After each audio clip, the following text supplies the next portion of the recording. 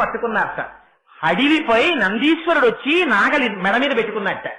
ఆయన దున్నుతుంటే పార్వతీదేవి చూసిందిట, ఏమిటి ఇవాళ మా ఆయన పొలం దున్నుతున్నారని పొడని తల్లి మురిసిపోయిందిట. శంకరుడు దున్నడమా అని. పార్వతీదేవి నూతి దగ్గరికి వెళ్ళి తోడుతుంటే గంగమ్మ పైకొచ్చిందిట పరిగెత్తుకుని. వస్తే నందీశ్వరుడు కలుపు తీశాడు. ఆయన ఇలా విత్తనాలు చల్లేటప్పటికి శంకరుడు 5 నిమిషాలలో ఎన్నడూ చూడనటువంటి ధాన్యపు కంకులు పండాయి. నందీశ్వరుడు కోత కోశాడు, భృంగీశ్వరుడు చల్లించాడు, విత్తనాలన్నీ ఎత్తారు. చండీశ్వరుడు బస్తాలకెత్తి ముద్ర వేశాడు. బళ్ళకెత్తి తీసుకెళ్లి గదిలో పెట్టి తాళాలు వేసి యజమానిని కలుపు కొట్టి, ఇదిగోనయ్యా తాళాలు, నువ్వు అడిగినట్టు పంట అంతా పండించేశారు, నందనార్ చిదంబరం పెడుతున్నాడు అన్నారు. ఆశ్చర్యపోయాడు యజమాని. నిజమా అని స్టోర్ రూమ్ తలుపులు తీసి ఒక కన్నం పెట్టి బియ్యం కింద పట్టిన ధాన్యం చూశాడు. తన జీవితంలో పండించెరగనటువంటి ధాన్యం. పొంగిపోయి పొలానికి వచ్చాడు. స్పృహ తప్పి పడిపోయి ఉన్నాడు నందనార్. దేవతల చేత నమస్కారము చేయబడినప్పుడు వాళ్ళ యొక్క కిరీటముల కాంతి చేత ప్రకాశించిన పాదముల పాదములు శ్రీశైలం మీద అసుర సంధ్య వేళలో వచ్చి ఒక్కసారి తాండవం చేస్తామంటారు. అప్పుడు సొక్కిపోయి ఉంటాయి ఆ పాదాలు. తండ్రి, ఆ పాదాలకి ఎప్పుడూ పాదరక్షలు వేసుకోవు కదా, నా కోసమని స్వామి నా మనస్సు అనే పాదరక్షల్ని తొడుక్కోవయా తండ్రి అంటారు శంకరాచార్యుల వారు. ఇది శంకరుల భక్తి అంటే.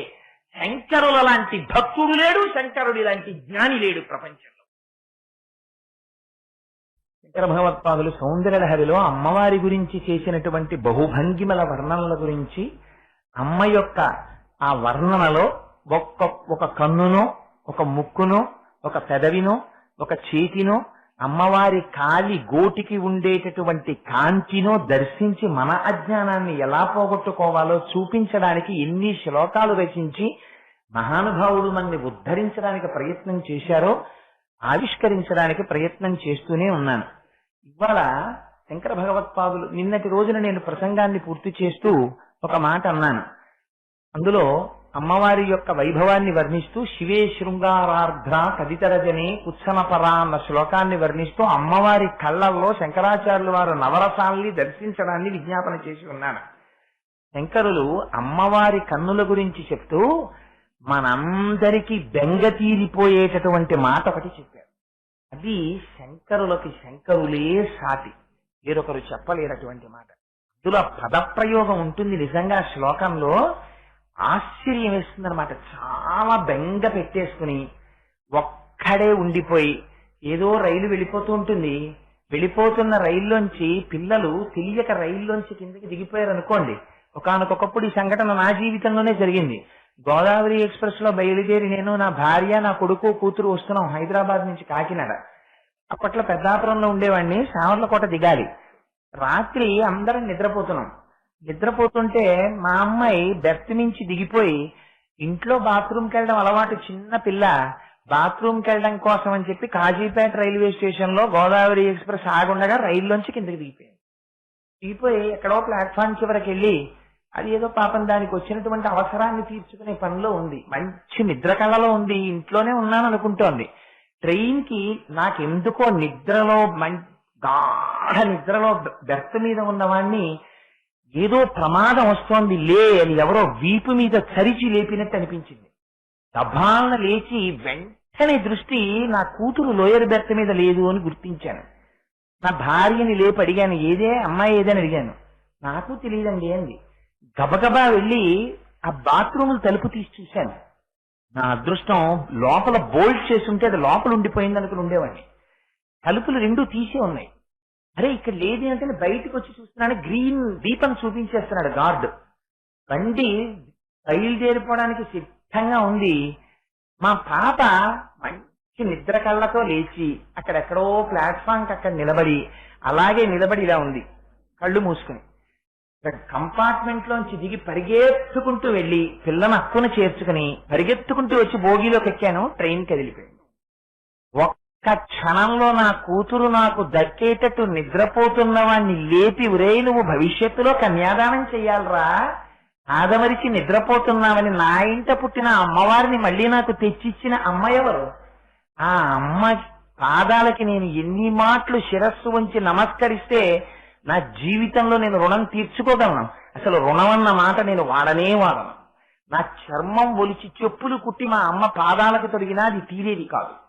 అందుచేత అమ్మ ఇచ్చినటువంటి వైభవాన్ని అమ్మకే అంకితం చేస్తూ 4 మాటలు చెప్పానంటే, అందుచేత ఎందుకు ఈ మాట ప్రస్తావన చేశానంటే వ్యక్తిగత విషయాలు వేదిక మీద చెప్పడానికి నేను కొంచెం విరుద్ధం. అయినా ఇవాళ ఎందుకు ఆ మాట ప్రస్తావన చేశాను అంటే అమ్మ యొక్క నిర్హేతుక కృపకి ఇది తార్కాణం. సరే, అందుచేత శంకరులు అంటారు, అమ్మ నిన్ను ఎలా పొదివి పట్టుకుంటుందో తెలుసా, అన్ని కాలముల యందు కాపాడడం అంటే ఏమిటో మీకు ఒక ఉదాహరణ చెప్పడానికి ఈ మాటలు చెప్పారు. శంకరులు అంటారు, అహసూతే సౌయం తవనయన మర్కాత్మకతయా యామాం వామంతే సృజతి రజనీ నాయకతయా తృతీయాతే దృష్టిర్ధరదలిత హేమాంబుజరుచి. శంకరులకి శంకరులే సాటండి నిజంగా మాటలు వేయడానికి. సమాధత్తే సంధ్యాం దివసి నిశయోదంతరచరి. ఈ స్వరూపం కాదు నన్ను ఆనాడు నా కూతురి నాకు తెచ్చిచ్చిన స్వరూపం. చూడండి, శంకరులు అంటారు, అహస్సూతే సౌయం. అమ్మా, నీ కుడికన్ను నుంచి చూసావా, ఆ కుడికన్ను సూర్యుడమ్మా. ఆ కుడికంటిని సూర్యుడుగా పెట్టుకుని వాళ్ళ అమ్మవారి యొక్క విరాట్ స్వరూపాన్ని చూపిస్తున్నారు శంకరాచార్యుల వారు.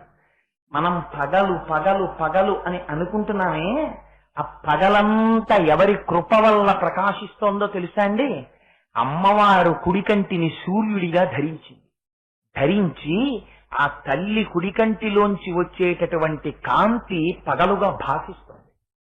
శంకరులు ఎప్పుడు సూర్య భగవానుడి గురించి చెప్పినా వెంటనే చల్లటి కాంతినిచ్చే చంద్రుడి గురించి కూడా చెప్పేస్తారు. అహస్సూతే సవ్యం తమనయన మర్కాత్మకతయా. ఆ మాటలు చెప్పడంలో అందం చూడండి. అర్కుడంటే సూర్యుడు. అమ్మ, నీ కుడికన్ను సూర్య భగవానుడై ఉందమ్మా. ప్రియామాం వామంతే. ఎడమ కన్నేమిటయ్యింది? చంద్రుడు అనరు శంకరాచార్యులు వారు. ఎంత గొప్పగా మాట్లాడతారో చూడండి. వారికే చెల్లు ఆ శ్లోకాలు రాయడం. ప్రియామాం 3 యామములయ్యుందమ్మా అన్నారు. 3 యామములయ్యుండడం ఏమిటి అంటే, ఒక పగలు ఒక రాత్రి కలిపి 24 గంటలైతే అవి 8 యామములు అంటారు. 8 యామములలో 3 యామములు రాత్రి కాలం ఉంటుంది. రాత్రి కాలమునందు ప్రకాశించేటటువంటి వెన్నెలలకి రాజైనటువంటి చంద్రుడు త్రియామాం వామంతే సృజతి రజనీ నాయకతయా. అమ్మా, నీ ఎడమ కన్నుందే, ఆ ఎడమ కన్ను రాత్రి వేళ చల్లటి సుధలని చిలికేటటువంటి ఆ చంద్రబింబం నీ ఎడమ కన్నమ్మా. అందుకని మరి ఈ 2 కన్నులు, ఒకటి సూర్యుడు ఒకటి చంద్రుడు అయితే మరి 3వ కన్నేమవ్వాలి? వెంటనే శంకరులు అంటారు, తృతీయాతే దృష్టిర్దరదలిత హేమాంబుజరుచి. మళ్ళీ దరదలిత అంటారు. దళిత అంటే విచ్చుకున్న, దరదలిత కొద్దిగా విచ్చుకున్న, హేమాంబుజ రుచి ఎర్ర బంగారం లాంటి కన్నుట. 3వ కన్ను అమ్మవారిది ఎర్రగా ఉంటుంది. అది ఎటువంటి ఎరుపో తెలుసా అండి? మామూలు ఎరుపుతో పోల్స్తారు శంకరులు. కాల్చినటువంటి బంగారం ధారగా పడుతుంటే, ఎర్ర బంగారం కింద పడుతుంటే ఎటువంటి కాంతి కొడుతుందో అటువంటి కాంతి. అసలు అమ్మవారే తామగ్నివర్ణాం తపసాజ్వలంతీం వైరోచనీం కర్మ ఫలేషు జుష్టాం. అమ్మవారే అటువంటి ఎరుపు. ఆ తల్లి కన్ను మరీ ఎరుపు. అటువంటి ఎరుపుతో కూడి ఉంటుందమ్మా నీ కన్ను. ఒక చోట శంకరాచార్యులు వారు అమ్మవారి 3వ కన్ను గురించి, ఆ కన్నొక్కటే ఎందుకు ఎర్రగా ఉంటుందో, ఈ 2 కళ్ళు ఎందుకు నల్లగా ఉంటాయో చాలా అందమైన మాట ఒకటి వాడారు. అమ్మ, ఈ కన్ను, నీ 2 కన్నులు ఆకర్ణ విశాలమైన నేత్రములు. ఈ కళ్ళు ఇక్కడ వరకు ఉంటాయి అమ్మవారివి. అమ్మవారి చెవులు ఏం చేస్తాయి? అవి కావ్యాలాప వినోదిని, మహాపండితులైనటువంటి వారు వచ్చి కూర్చుని తమ తమ కావ్యములను వినిపిస్తుంటే ఆ చెవులు వింటూ ఉంటాయి.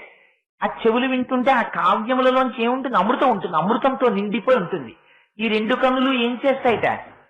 ఈ 2 కళ్ళు ఈ చివరి వరకు వెళ్ళి తుమ్ముకున్నట్టు ఈ చెవులలో ఉన్నటువంటి కావ్యామృతాన్ని జుర్రుకుంటూ ఉంటాయిట ఈ 2 కళ్ళు ఇక్కడికి వెళ్ళి. ఈ కంటికి కోపం వస్తుందిట. చూసావా, చక్కగా ఈ 2 కళ్ళు ఇక్కడికి వెళ్ళి ఆ కావ్యామృతాన్ని జుర్రుకుంటున్నాయి.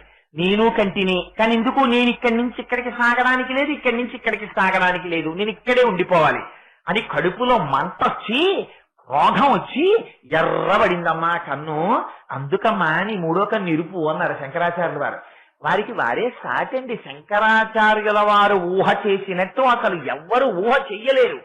అమ్మవారి కళ్ళు చూసి శంకరులు అన్నారు, తవాపర్ణే కర్ణే జపనయనపై శూన్యచికితాః నిలీయంతే తోయే నియతమనిమేషాశ్చపరికా ఇయంచ శ్రీర్బద్ధచ్చదపుటకవాటంకువలయం జహాతి ప్రత్యూషే నిశచ విఘటయ్య ప్రవిశతి. సౌందర్యలహరి ఒక శ్లోకం నుంచి ఇంకో శ్లోకంలో వెళ్ళిపోతున్నాను. అందులో నాకు ప్రత్యేకించి సౌందర్యలహరిలో ఈ శ్లోకం అంటే ఇష్టం. నాకు ఈ శ్లోకం అంటే శంకరులు తప్ప ఇంకొకళ్ళు చెప్పలేరు ఈ శ్లోకాన్ని. ఆయన అంటారు, తవాపర్ణే కర్ణే జపనయనపై శూన్యచకితాః. అమ్మా అపర్ణ అని పిలుస్తారు. ఒక్కొక్కసారి శంకరాచార్యులు వారు అమ్మవారిని ఒక్కొక్క నామంతో పిలుస్తారు. కానీ సౌందర్యలహరిలో అమ్మవారిని కొన్ని నామములతోనే పిలిచారు, అన్ని నామాలతో పిలవరు. ఎక్కువగా పిలవడం శివే, గిరిసుతే, హిమగిరిసుతే, అపర్ణే అని ఇలాంటి నామాలతో పిలుస్తారు. ఇవి బహుశా అమ్మవారికి చాలా ప్రియమైన నామాలయ్యి ఉండొచ్చు. ఈ శ్లోకంలో అంటారు, అమ్మ అపర్ణ. అపర్ణ అంటే పరమశివుణ్ణి వివాహం చేసుకోవడం కోసమని చేసినటువంటి తపస్సమయంలో ఆకులు తినడం కూడా మానేసి తపస్సు చేసినటువంటి స్వరూపము కలిగిన దానా? కాదు కాదు, అసలు రహస్యం వేరు. పరమశివుడు స్థాణువుగా ఉంటే చంద్రశేఖర పరమాచార్యులు వారు చెప్పారు ఈ రహస్యాన్ని. అసలు నేను సౌందర్యలహరిలో చెప్తున్న చాలా మాటలు పరమాచార్యులు వారి వ్యాఖ్యానాల్లోంచి తీసుకుంటున్నాను. స్థాణువు అంటే అసలు ఆకులు కొమ్మలు ఏమీ లేకుండా ఉండిపోయినటువంటి స్థాణు స్వరూపానికి ఆకులు లేనితనమే అమ్మవారితనం. అందుకని అపర్ణా స్వరూపం. విశాఖ కొమ్మలు లేనితనం సుబ్రహ్మణ్య స్వరూపం, అందుకని విశాఖుడని పిలుస్తారు ఆయన్ని. ఇవన్నీ శంకరుడి చుట్టూనే ఉంటాయి, అందుకని విశాఖేంద్రో అంటారు. విశాఖుడని పేరు సుబ్రహ్మణ్యేశ్వర స్వామి వారికి ఉంది. విశాఖపట్టణము అని పేరు రావడం ఒకప్పుడు ఆ పట్టణంలో సుబ్రహ్మణ్యారాధన విపరీతంగా జరగడం వల్ల వచ్చింది ఆ పేరు. సరే, అందుచేత ఇక్కడ శంకరులు అంటారు, అమ్మా అపర్ణ, నీ కళ్ళని చూసిన దగ్గర నుంచి దొంగతనం చేసి చేపలు బయట తిరగడం మానేశాయమ్మా అన్నారు. అదేమిటి శంకర, చేపలకి అమ్మవారి కళ్ళకి సంబంధం ఏమిటి అని అంటారేమో అని శంకరులు ఒక గొప్ప విషయాన్ని చెప్పారు. అమ్మవారు ఎప్పుడు ఇలా కన్ను ముయ్యదు. ఎందుకని? ఉన్మేష నిమిషోత్పన్న విపన్న భువనావళి. ఆవిడే కనురెప్ప ఇలా మూసిందా లోకాలన్నీ లయమైపోతాయి.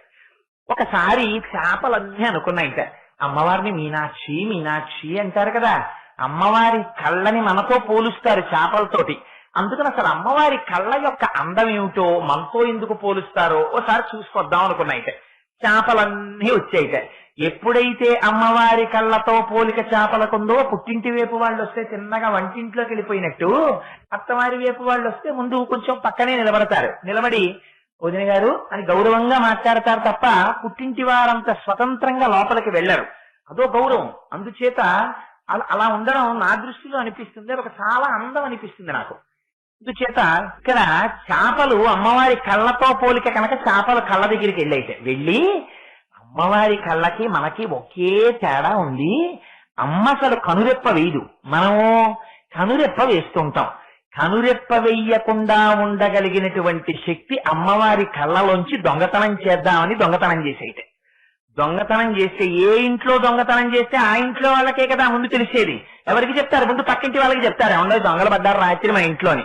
వెంటనే కళ్ళెంచేసేట చెవుల దగ్గరికి వెళ్ళి, నీకు తెలుసా రాత్రి చేపలు మాకు దగ్గరికి వచ్చి అమ్మవారి కనురెప్ప వెయ్యకుండా ఉండగలిగిన శక్తిని చేపలు దొంగిలించాయని చెవులకి చెప్పేట. ఇవి చేపలు విన్నాయిట. విని ఓహో మన బతుకు మనం చేసిన దొంగతనం ఇవాళ చెవులకి తెలిసింది, ఈ చెవులు రేపు ఇంకోటికి చెప్తాయి, లోకమంతా మన్ని చూసి చాలే పెద్దబడాయి, నువ్వు కనురెప్ప వేయకుండా ఉండగలిగిన శక్తి అమ్మవారి కళ్ళల్లో దొంగతనం చేసుకొచ్చావని రేపు పొద్దున్న అందరూ దెప్పి పొడుస్తారు పైన కనబడితే అని. అమ్మ లోకంలో పైన కనపడకుండా నీళ్ల అడుగున తిరుగుతున్నాయమ్మా చేపలు, అందుకని బయట కనపడమన్నారు.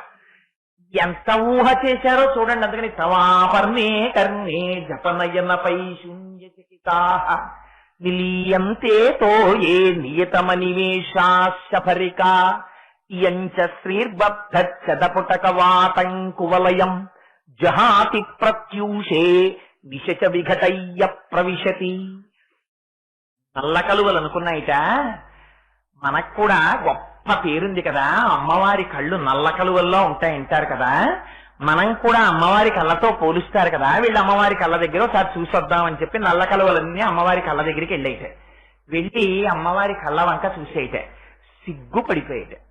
చిచ్చి, మనకి అమ్మవారికి పోలిక, ఆ కళ్ళెంత అందంగా ఉన్నాయి, ఇంకంతకన్నా పోలిక లేదు కాబట్టి బహుశా నల్ల కలువలని పేరు పెట్టారు, అంత మాత్రానికి తగుదునమ్మా అని మనమేమో వచ్చామా అని, అమ్మ నీ కళ్ళు చూశాక నల్ల కలువలకి సిగ్గేసి, ఇంకా ఎప్పుడైనా తిరిగి వచ్చిన తర్వాత ఏమంటారు, మీరు వెళ్ళారు కదా అమ్మవారి కళ్ళు చూసొచ్చారు కదా, మీ పోలికే అన్నారు కదా, ఏమిటి మీకు వాళ్ళకి పోలికని ఊళ్ళో ఉన్న వాళ్ళందరూ వచ్చి అడుగుతారేమోనని తగ్గట్లు ఇలా సూర్యోదయం అయ్యేటప్పటికీ తలుపులు తాళాలు వేసేసుకుని బయటికి పారిపోతుందమ్మా. అందులో ఉన్నటువంటి కాంతి మళ్ళీ ఎప్పుడు వస్తుంది, అందరూ పడుకున్న తర్వాత రాత్రి వస్తుందమ్మా, చంద్రోదయం అయిన తర్వాత అప్పుడు తాళాలు తీసి తలుపులు విప్పుకుంటున్నాయి. ఎంచ శ్రీర్భక్తపుటకవాటంకువలయం, కవాటాలు మూసేసుకుంటున్నాయిట. జహాతి ప్రత్యూషే నిశిచ విఘటయ్య ప్రవిశతి, మళ్ళీ రాత్రి అయిన తర్వాత అప్పుడు విచ్చుకుంటూ ఉంటాయిట. అందుకని ఎవరు రాత్రి కనపడరు కదా, అందుకని తలుపులు తీసుకొని లోపలికి వెళ్తుంది. నేత్రలక్ష్మి సౌభాగ్యం, కాంతి. ఏమిటి ఇందులో రహస్యం అంటే, అసలు నిజంగా చంద్రుడు ఉదయిస్తే నల్ల కలువ విచ్చుకుంటుంది రాత్రి, సూర్యోదయం అయితే ముడుచుకుంటుంది. ఇటువంటి లక్షణం తీసుకెళ్లి అమ్మవారి కళ్ళని చూసి సిగ్గుబడి రాత్రులు తెరుచుకుంటున్నాయి, పగటిపూట మూసుకుంటున్నాయి అన్నారు శంకరాచార్యుల వారు. అమ్మవారి నేత్ర సౌందర్యం గురించి శంకరులు ఎన్ని ప్రయోగాలు చేసేశారో చెప్పలేను. నిజంగా 10 రోజులు ఆ ఒక్కటే వ్యాఖ్యానం చేయొచ్చు, కానీ మనకి సమయం లేదు కనుక అంత నేను చేయలేదు. విశాల కళ్యాణి స్ఫుట రుచిరయోచ్ఛా కువలయై కృపాధారాధారా కిమపి మధురా భోగవతిక అవంతి సృష్టిస్తే బహునగర విస్తార విజయ అని అమ్మవారి కళ్ళల్లో మహానగరాల్ని దర్శనం చేయించేస్తారు. సరే, ఇక్కడికి వచ్చేటప్పటికి ఈ శ్లోకంలో అంటారు, అహస్సూతే సౌయం తవ నయనమర్కాత్మకతయా క్రియామాం వామంతే సృజతి రజనీ నాయకతయా తృతీయాతే దృష్టిర్దరదలిత హేమాంబుజ రుచి. అమ్మా, నీ కుడి కన్నుందే అది సూర్యుడు, ఎడమ కన్నుందే చంద్రుడు, మరి మూడవ కన్నుందే అది హేమాంబుజ రుచి. ఎర్రటి కలువ పువ్వు ఎలా ఉంటుందో అలా ఉంటుంది ఆ కన్ను. అది కూడా ఎర్ర కలువతో పోల్చలేదు శంకరాచార్యుల వారు, బంగారు తామర ఎలా ఉంటుందో అలా ఉంటుంది. అది ఏ బంగారం? ఎర్ర బంగారంతో చేసింది, పోత పోసిన ఎర్ర బంగారపు కాంతితో ఉంటుందమ్మా అని శంకర. మరి కుడి కన్ను పగలన్నారే, ఎడమ కన్ను రాత్రి అన్నారే, మరి మూడో కన్ను ఏమిటి అంటే శంకరాచార్యుల వారితో వాదించగలమా? వెంటనే శంకర్లు అన్నారు, పగలు రాత్రే కాదు, ఇంకోటి ఉన్నాయి. ఏమిటి? సంధ్యాకాలం ఉంది. రాత్రి వెళ్ళిపోయి పగలొస్తుంటే పొద్దున్న ఉదయకాలంలో ప్రాతః సంధ్య, సాయంకాలం చీకట్లు వస్తుంటాయి, పగటి కాలం వెళ్ళిపోతూ ఉంటుంది, అప్పుడు ఉత్తర సంధ్య. 2 సంధ్యాకాలాలు ఉన్నాయి కదా, 2 సంధ్యాకాలాలు ఎర్రగానే ఉంటాయి. అందుకని ఈ 2 ఎక్కడి నుంచి వచ్చాయో తెలుసా అన్న సంధ్యాకాలాలు? ఈ 2 సంధ్యా సమాధత్తే సంధ్యాం దివస నిశయోదంతరచరీం. ఈ మూడో కన్నుంది కదా ఎర్రటి కాంతితోటి, దీని చేత ఈ సంధ్యాకాలములు వచ్చాయి అన్నారు. ఈ శ్లోకం శంకరాచార్యులు వారు ఎందుకు రాశారో మీరు బాగా తరచి ఆలోచించుకోండి. మీరు ఈ శ్లోకాన్ని అమ్మవారి పాదాల దగ్గర కూర్చొని ప్రతిరోజు తప్పులు చదవకుండా రోజు పరవశించిపోతూ అమ్మవారు పరాభట్టారికా స్వరూపం కూర్చున్నటువంటి అమ్మవారి 3 కన్నుల సౌందర్యాన్ని చూస్తూ రోజు 4-5 మాటల శ్లోకం చదువుకున్నారనుకోండి, 4-5 మాటలని నేనన్నా పొరపాటే. ఒక్క మాట మీరు చదువుకున్నారనుకోండి, ఆ శ్లోకాన్ని చదువుకుంటే ఏమవుతుంది? అమ్మవారు ఏమయ్యింది? అహస్సూతే సర్వం తవ నయనమర్కాత్మకతయా. ఒక కన్ను సూర్యుడయ్యుంది కదా, ఎడమ కన్ను చంద్రుడయ్యింది, మూడవ కన్ను సంధ్యాకాలమయ్యింది. కాలము ఈ 3 స్వరూపములు కాకుండా వేరొక రూపంగా ఉండే అవకాశం ఉందా? పగలన్నా అవ్వాలి, రాత్రన్నా అవ్వాలి, పూర్వ సంధ్యన్నా అవ్వాలి, లేకపోతే ఉత్తర సంధ్యన్నా అవ్వాలి. ఈ 4 తప్ప వేరొక రకంగా కాలం ఉంటుందా? ఉండదు. మనం ఒక మాట అంటుంటాం, నా కొడుకుని కళ్ళల్లో పెట్టి పెంచుకున్నానండి అంటుంది తల్లి. కళ్ళల్లో పెట్టి పెంచుకోవడం ఏమిటి చెప్పండి? నిజంగా ఎంత ముద్దు కలిగినటువంటి పిల్లవాడైనా, ఎంత లేక పుట్టిన పిల్లాడైనా అమ్మ కొడుకుని తీసుకొచ్చి ఇలా కనురెప్పలు రెండు విప్పి అందులో కంట్లో పెట్టుకు పెంచుకుంటుందా? మరి ఎందుకు నేను కళ్ళల్లో పెట్టుకు పెంచుకున్నానంటుంది, చేతుల్లో పెట్టుకు పెంచుకున్నాను, కాళ్లల్లో పెట్టుకు పెంచుకున్నాను అందమ్మ. కళ్ళల్లో పెట్టుకు పెంచుకున్నానండి నా కొడుకుని అని కన్నుల నీరు పెట్టుకుంటుంది. ఏమిటి కళ్ళల్లో పెట్టుకు పెంచుకోవడం అంటే? ఆ కన్నులు ఎన్నడూ ఆ పిల్లవాణ్ణి చూడడం తప్ప ఇంకొకటి చూడడం తెలియదు. అంత అనుబంధంతో పెంచుకున్నాను నా కొడుకుని. నా కన్నులు ఎటు చూసినా నా కొడుకు కోసమే చూసుకునేవి. ఒకవేళ నా కొడుకు నా ఎదురుగుండా లేకపోయినా నా కళ్ళల్లో నా కొడుకే కదలాడుతుండేవాడు తప్ప నాకు ఇంకొక వస్తువు కనిపించేది కాదు. అంత తాపత్రయంతో, అంత ఆప్యాయతతో పెంచుకున్నాను కొడుకుని. ఇవాళ ఇంత జగత్తుని అమ్మవారు ఏం చేస్తోంది? కళ్ళల్లో పెట్టుకు పెంచుకుంటోంది. పెంచుకోవట్లా? ఏది పుట్టినా, ఎప్పుడు పుట్టినా, ఎప్పుడు పుట్టాలి, ఎప్పుడు పెరగాలి? పగలు పెరగాలి, రాత్రి పెరగాలి, సంధ్యలో పెరగాలి. ఇప్పుడు మీరు ఎక్కడున్నారు? మీకు భయానికి అసలు కారణం ఉందా? ఇంకా మీరున్నారనుకోండి, మీరు ఇలా లొంగి నేను వ్యక్తిగత విషయములను వేదిక మీద చెప్పుటకు వ్యతిరేకిని అని మీకు చెప్పాను. కానీ ఇవాళ చెప్పక తప్పక 2 ఉదాహరణలు చెప్పవలసి వస్తోంది. ఒక ఉదాహరణ ఈ శ్లోకానికి మొదటనే చెప్పాను. రెండవది, ఒకసారి నా జాతకంలో అపారమైనటువంటి ప్రమాదము పొంచి ఉన్నది అని అటువంటి స్థితి వచ్చింది నాకు గ్రహాల చేత. మా గురుదేవులు సర్వకాలముల యందు నేను బ్రతికుండాలని కోరుకునేటటువంటి మహాపురుషుల్లో మా గురువు గారు ఒకరేమిటి? నిజమునకు యథార్థమునకు ఈనాడు శరీరంతో నాకు తల్లిదండ్రులు లేరు. కానీ ప్రతిరోజు అభిషేకం చేసేటప్పుడు నా శిష్యుడు బాగుండాలని ఆశీర్వచనం చేసి పరమశివుడి పాదములు పట్టి ప్రార్థన చేసి నాకు రక్షణనిచ్చే మహాపురుషుడు మా గురువు మల్లంపల్లి అమరేశ్వర ప్రసాద్ గారు. అందుకని ఆ గురువులు ఒకనాడు నాకు చెప్పారు, నీ జాతకంలో కొంచెం ప్రమాదకరమైన స్థితి ఉంది, నువ్వు ఒక్కసారి విజయవాడ వెళ్లి కనకదుర్గమ్మ వారి దర్శనం చెయ్యి అన్నాడు. తప్పకుండా పెడతానండి. తిరుమల వెళ్లి వెంకటాచలపతి దర్శనం చేసుకుని వస్తూ విజయవాడలో అమ్మ దర్శనం చేసుకొద్దామని బయలుదేరాం. ఎంత ఆశ్చర్యకరమైన సంఘటన జరిగిందో తెలుసా అండి? తిరుమల ఎక్స్ప్రెస్ లో వెళ్ళిపోతున్నాం. అది కూడా ఎప్పుడు జరిగింది? ఇక్కడ సభలోనే ఉన్నారు బ్రహ్మశ్రీ శంకరం గారని, వాళ్ళ అమ్మాయి వివాహం ముందు రోజు రాత్రి. అసలు నిద్ర లేదు నాకు, ఎందుకంటే వాళ్ళ అమ్మాయికి పెళ్లి మా అక్క కొడుకుతో జరిగింది. సరే, వివాహం అయిపోయిన తర్వాత మరునాడు ట్రైన్ ఎక్కాను. ఎక్కి తిరుమలలో వెళ్ళిపోతున్నాను. వెళ్ళిపోతుంటే నా పక్కన కూర్చున్న జంట ఎప్పటికీ పడుకోవట్లేదు. నేను పడుకుందాం అంటే నాది మిడిల్ బెర్త్. వాళ్ళు పడుకుంటే కదా నేను పడుకోవడానికి బెర్త్ తీస్తే వాళ్ళు కూర్చోడానికి వీల్లేదు. అందుకని నేను, అమ్మ నాకు రాత్రి అలా నిద్ర లేదు తల్లి, నేను పడుకుంటాను, బెర్త్ వేసుకుంటానంటే వాళ్ళు అన్నారు, ఒక్క అరగంట ఆగి వేసుకోండి, మేము మాట్లాడుకోవాలన్నారు. సరే, ఏమిటో వాళ్ళ ఇంత చేసి వాళ్ళు ఏమైనా 2 స్టేషన్లలో దిగిపోతారా అంటే భార్యాభర్తలు. సరే, ఫోన్ లేని ఊరుకున్నాను. కాసేపు ఆగి ఆవిడండి, మీరెవరు, మీ పేరేమిటి, అది ఇది అడిగి నాతో ఆఫీసులో పనిచేసే ఒక ఆయనకి ఆవిడ అక్క చెల్లెలవుతుంది. మీరా, ఫలానా అతను మీకు తెలుసా అని నాతో కాసేపు మాట్లాడారా, అయిపోయింది. మిడిల్ బెర్త్ లో పడుకున్నాను. ఒక 2 గంటలు ప్రయాణం చేసిన తర్వాత, మీరు నమ్మండి నమ్మపోండి, అమ్మవారి సౌందర్యలహరి చెప్పుకుంటూ ఈ విషయం చెప్తున్నాను, ఎవరో నా చెవు దగ్గరికి వచ్చి అన్నారు, రే రైలు పడిపోతోందిరా, దూకి బెర్త్ నుంచి అన్నారు.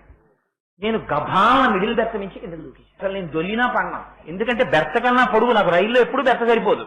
2 చైన్లు నాకు అడ్డుకుంటాయి, కింద పడే అవకాశమే లేదు. నేను అలాంటి వాడిని బెర్త్ నుంచి కింద పడిపోతే పాప ఆ లోయర్ బెర్త్ మీద తల్లి చెయ్యిలా పెట్టుకున్నారు, ఆ చెయ్యి మీద పడిపోయాను.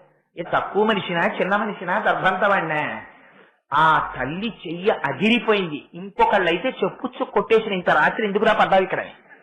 ముందు 20 ఆ తల్లి తిరిగి చేయించి ఆవిడ ఆశ్చర్యపోయి లైట్ వేసి, అదేంటండి అలా దూకేశారు బెర్త్ నుంచి, ఏంది రైలు పడిపోయిందండి అన్నాను. రైలు పడిపోవడం ఏంటండి, రైలు నిక్షేపంగా పెడుతుందంటే మా ఆవిడ లేచింది పక్క లోయర్ బెర్త్ నుంచి. అదేంటంటే రైలు పడిపోవడం ఏంటండి, అసహ్యంగాను, చక్కగా రైలు ఎడుతుంటే ఎక్కి పడుకోండి బెర్త్ మీదండి. నేను ఏంట్రా ఎప్పుడూ జరగలేదు జీవితంలో, రైలు పడిపోయిందని ఎవరో చెప్పారు ఏమిట్రా నాకు వచ్చినాయి. లేదు, రైలు పడిపోయిందని నాకు వచ్చి చెప్పారన్నాను. ఏమిటండి మీ అమాయకత్వం, మీకు నిద్ర లేక ఏదో వెర్రికలు వచ్చినట్టుంది, పైచ్యం ఎక్కువై పడుకోండి. పడుకున్నాను. ఆగిపోయి ఉంటే ఇదేంటి ఎవ్వరూ లేరు రైల్లో, రేణిగుంటలో రైలు ఉందని కిందకి దిగి ఎవరో కాఫీలు అమ్ముకునేవాడిని అడిగాను, ఏమయ్యా రైలు ఇక్కడ ఆగిపోయింది అని, తెల్లారిపోయి 7 అయిపోయింది ఇంకా ఇక్కడే ఉంది అన్నాను. మీరు చాలా అదృష్టవంతులండి, ఈ రైలు 1 గంట క్రితం పడిపోయి కొన్ని 100 మంది చచ్చిపోవలసింది. అనుకోకుండా లాస్ట్ మినిట్ లో డైరెక్షన్ మార్చి గూడ్స్ వదిలేరు, ఆ గూడ్స్ మొత్తం పడిపోయింది, అందుకని ఈ ట్రైన్ ఉండిపోయిందని. కలలో రావలసినటువంటి ప్రమాదము యొక్క ఫలితమును అనుభవింపచేసేసాడు. మళ్ళీ జీవితాన్ని కటాక్షించాడు. పడిందా లేదా రైలు? పడింది. ఏ రైలు పడింది? ఈ రైలు పడినటువంటి అనుభూతిని స్వప్నంలో పొందాను. రైలు పడిందా లేదా? పడడము జరిగింది. ఎవరికీ ప్రమాదం లేకుండా గూడ్స్ పడింది. ఎంత చిత్రం చూడండి పరమేశ్వర కృప. ఆశ్చర్యపోయాను ఆ రోజున నిజంగా. ఈ విషయం మొన్న తిరుమల నుంచి వస్తూ ఎవరితోనో ప్రస్తావన చేశాను. అందుకని అమ్మవారిని నమ్ముకున్న వాడికి లోటు ఏమిటి చెప్పండి? మీరు నిద్రపోవచ్చు, అమ్మ కన్ను తెరిచే ఉంది, ఎడం కన్ను. ఆవిడ చంద్రుడిగా ప్రకాశిస్తూ మిమ్మల్ని రక్షించుకుంటూనే ఉంది. ఆనాడు రాత్రి మేము నిద్రపోతే నా బిడ్డని నాకు ఇచ్చింది ఎవరు? కుడికంటిగా ఆవిడ ఈ కన్ను తెరిచి పగలంతా మిమ్మల్ని రక్షిస్తోంది. సంధ్యాకాలములుగా ఈ కంటితో ఆవిడ చూస్తూనే ఉంది. కళ్ళల్లో పెట్టుకుని మా అమ్మ నన్ను చూసుకుంటూ ఉంటే నాకు బెంగేమిటి? ఇదిగో ఇది నేర్పడానికి శంకరాచార్యులు వారు బెంగ వదిలేయి, భయం వదిలేయి, నీతో ఊపిరి తీయిస్తున్న అమ్మ మీ అమ్మ. ఆ పరాశక్తికి నీ యోగక్షేమాలు చూడడం చేత కాదురా, నువ్వు ఎందుకు బెంగ పెట్టుకుంటావు? ఆ అమ్మని నమ్ముకుని, అమ్మా కథలు నువ్వు, రాత్రి నువ్వు, 2 సంఖ్యలు నువ్వు అని రోజు అమ్మ దగ్గరికి వెళ్ళి, అమ్మ నన్ను నీ కళ్ళల్లో పెట్టుకు చూసుకుంటున్నావమ్మా, అలాగే రోజు రోజు రోజు నన్ను నీ కళ్ళల్లో పెట్టుకుని చూసుకుని నన్ను రక్షించమ్మా అని అనకు. అలా అంటే అమ్మ దగ్గరికి వెళ్ళి, అమ్మ నన్ను నీ కళ్ళల్లో పెట్టుకు చూసుకో అనాలా? అనక్కర్లేదు. అమ్మా చూసుకుంటున్నావను. ఎలా అంటావు? ఇలా అను. అమ్మా ఒక కన్ను నిన్ను కాదు చూసుకుంటున్నది, సమస్త జగత్తుని చూస్తోంది ఆవిడ. ఇది ఎరుక లేకుండా పోతోందంతే. ఈ మాట చెప్పు, తల్లి ఎంత పొంగిపోతుందో. ఇది జగద్గురువులు కనుక వారు అందించగలిగారు ఈ శ్లోకాన్ని మనకి. ఇప్పుడు చెప్పండి, ఈ శ్లోకం ఒక్కటి అమ్మవారి దగ్గర చెప్పుకుని మీరు ఎంత రక్షణ పొందేయచ్చు.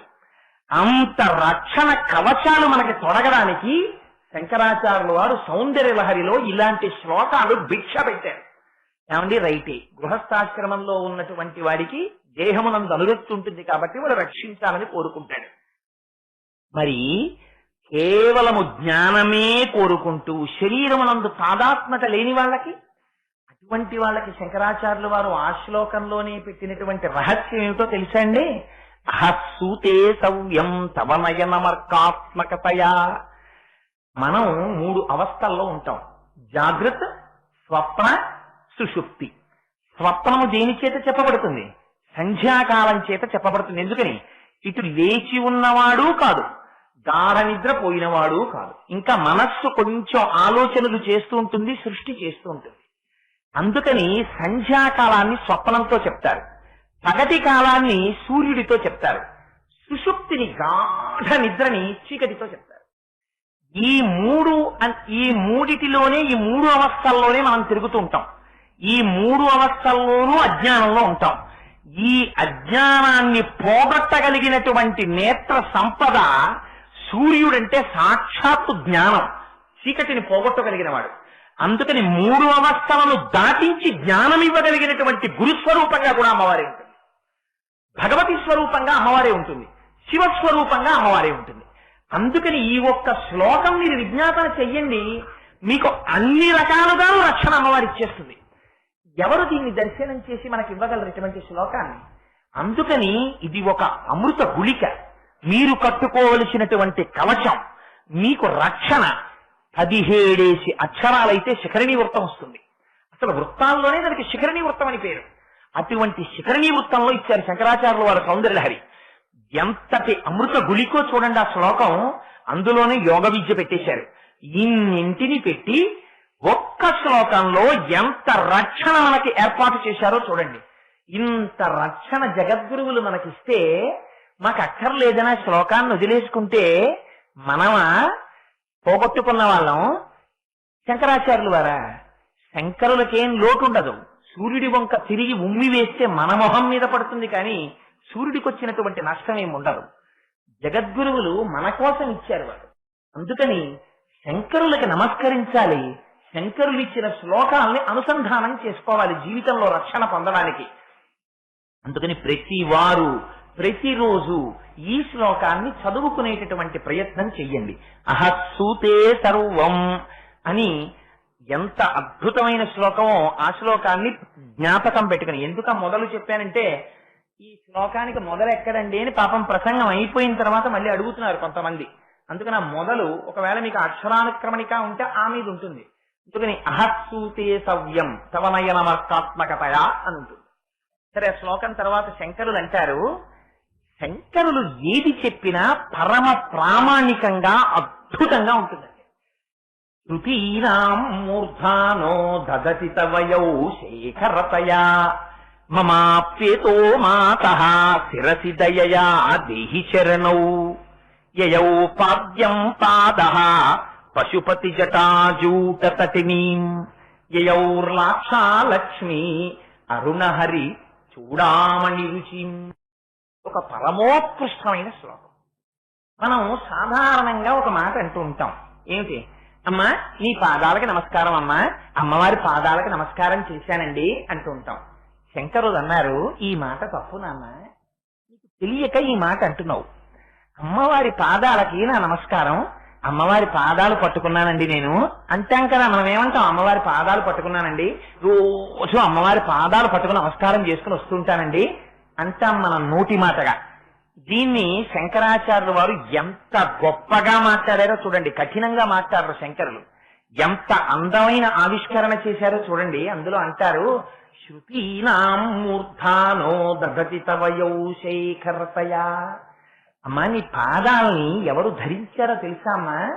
శృతీనాం మూర్ధానో, శృతులంటే వేదాలు, వేదములకు మూర్ధన్య స్థానం అంటే ఉపనిషత్తులు, దాని పేరే ఉపనిషత్తు.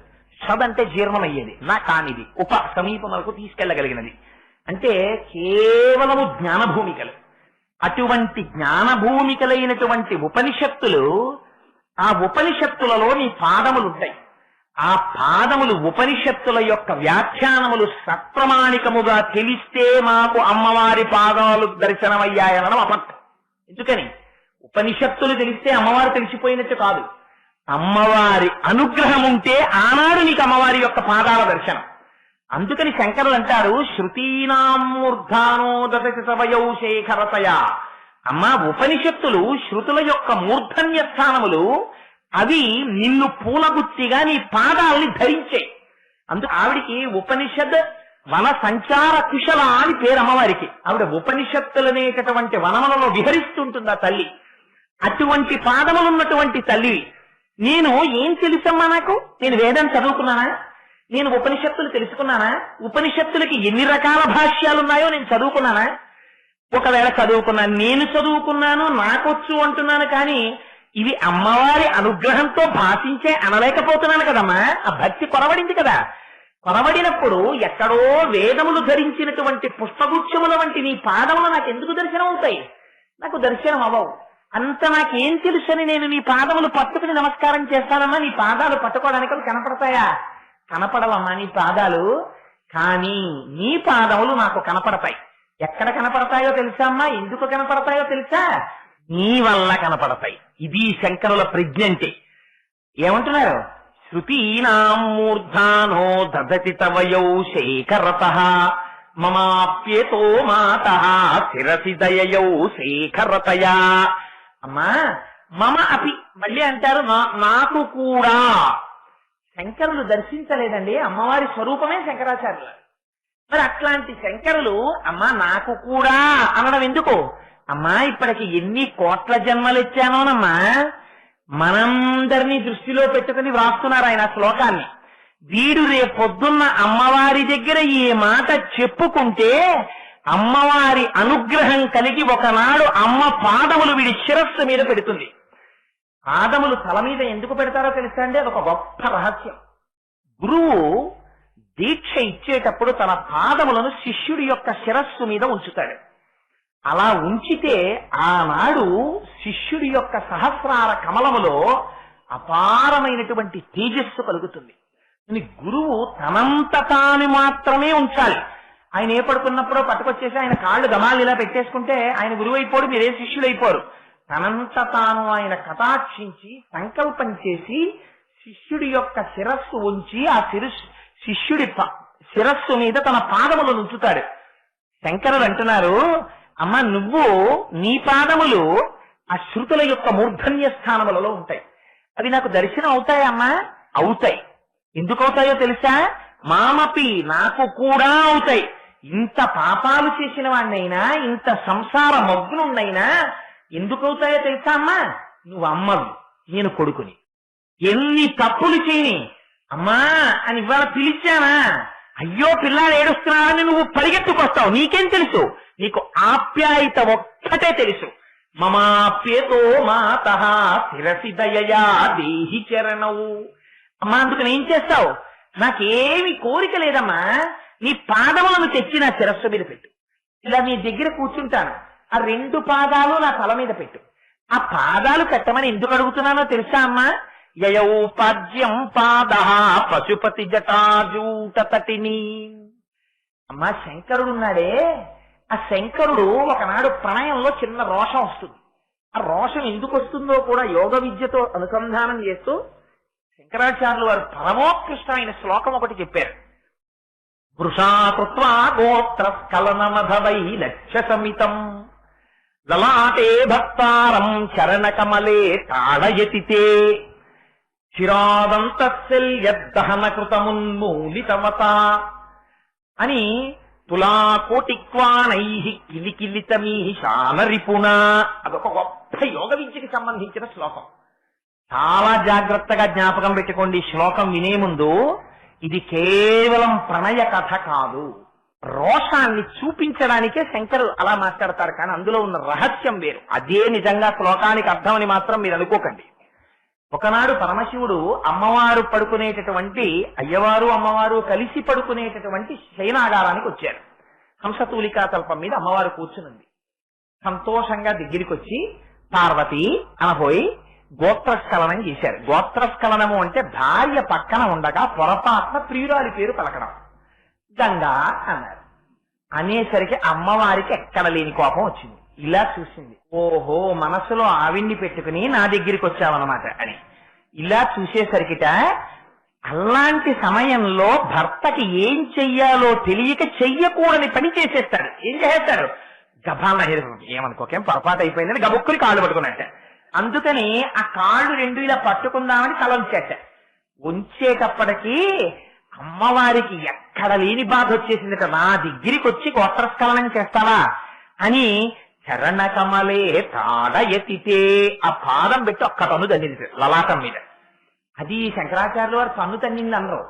ఎంత గొప్పగా మాట్లాడారంటే కలువ పువ్వు పెట్టి ఇలా కొట్టినట్టు తగిలింది ఆ పాదం. తగిలితే చిత్రం ఏమిటంటే కాలు ఇలాగే కదా అంది అనేటప్పటికీ ఎవరో పక పక పక పక నవ్వినట్టు వినిపించింది.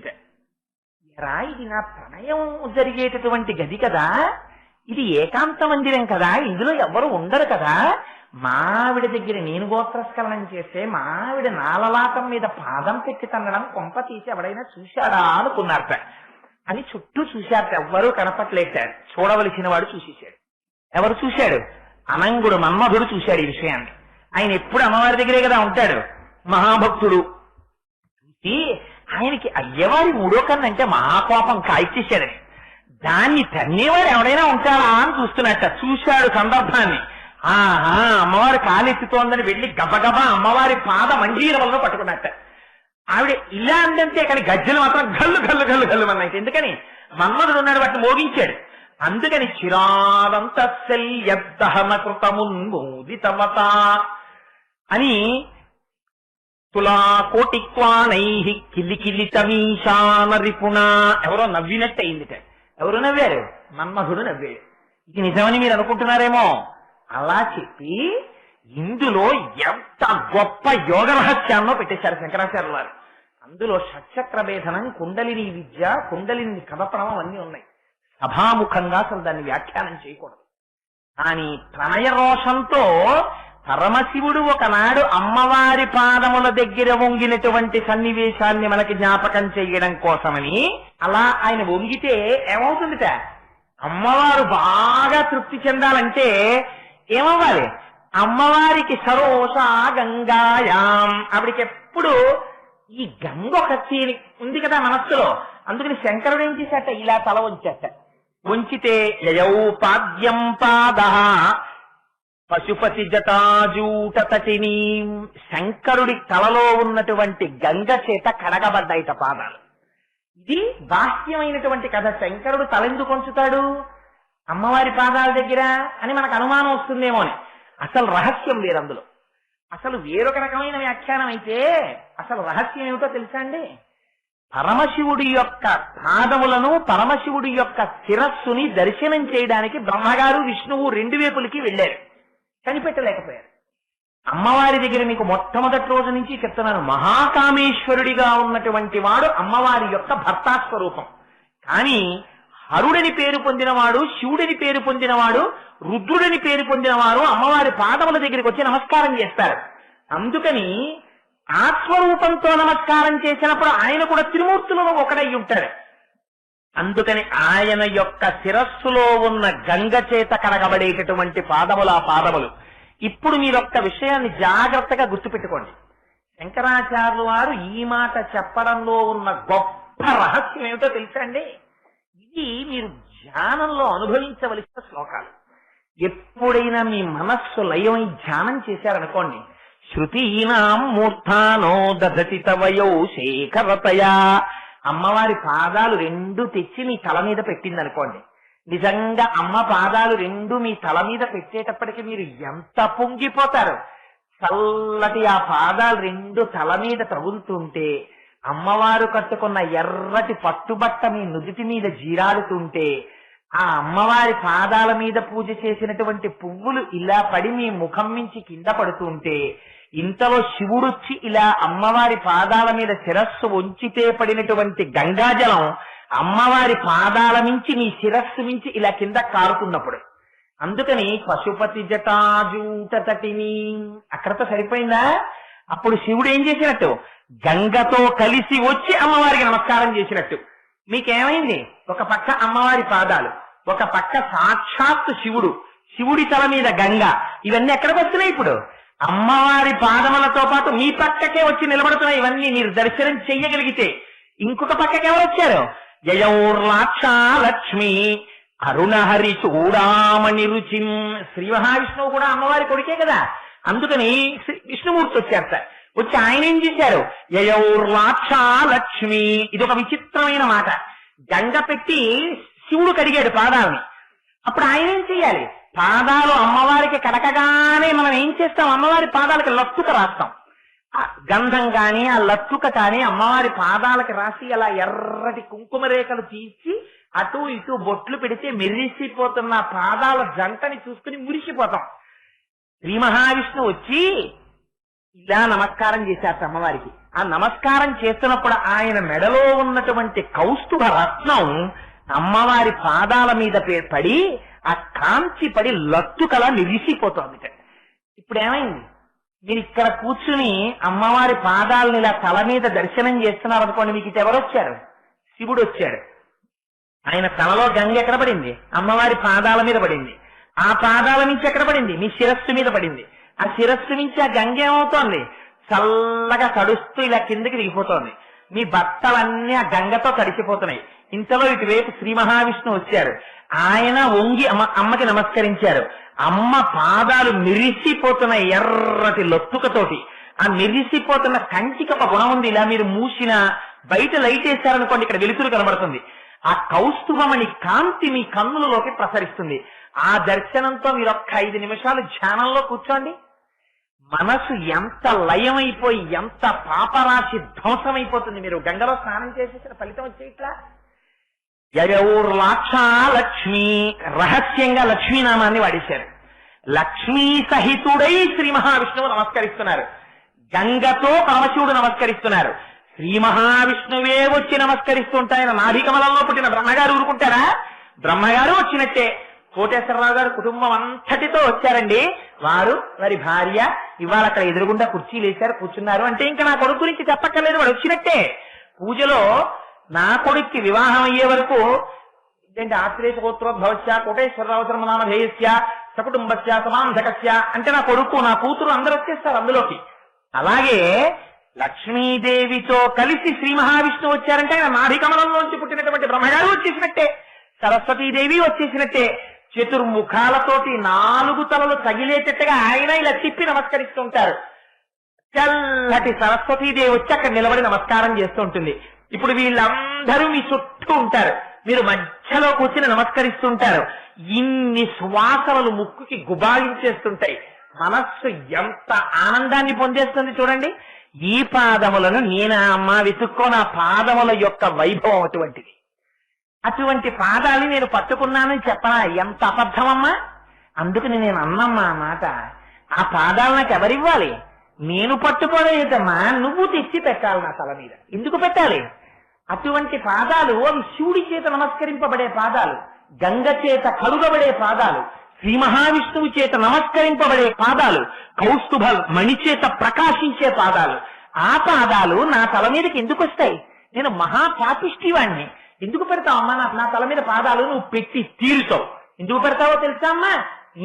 నువ్వు తల్లివి కనుక, నేను కొడుకుని కనుక.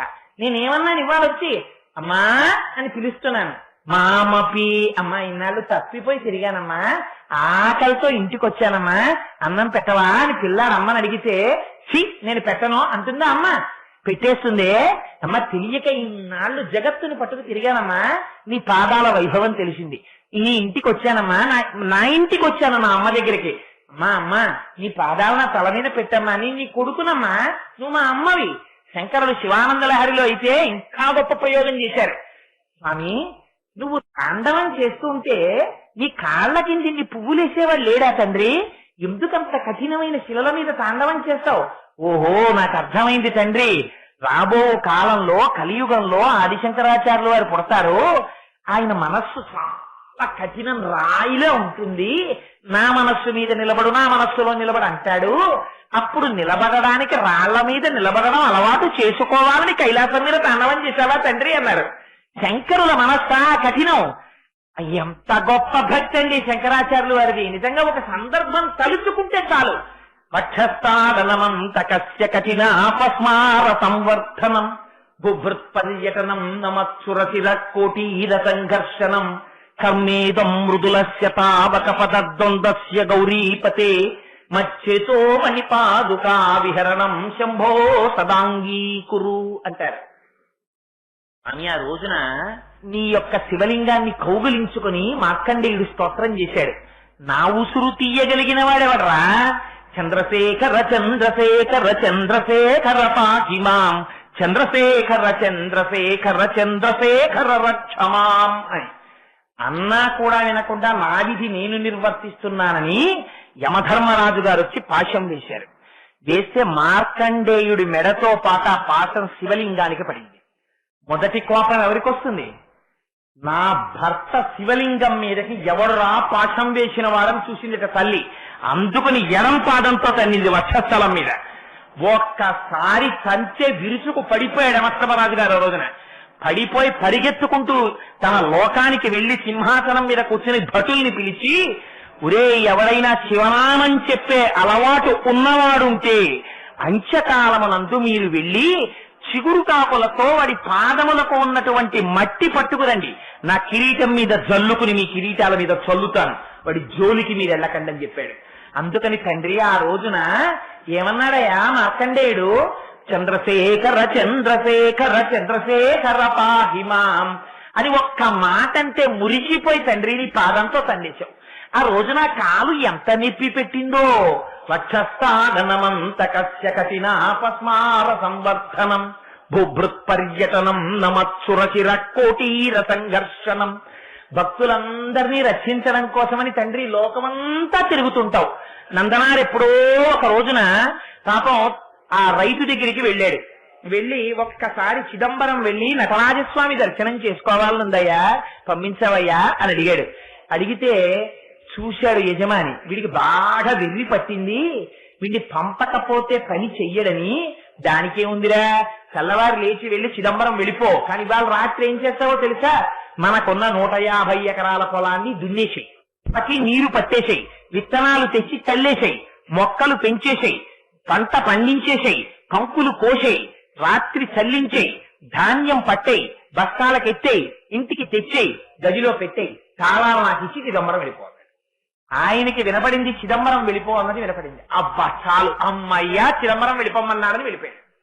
పొలానికి వెళ్ళిపోయి గట్టి మీద నిలబడి చూశాడు. 150 ఎకరాల పొలం.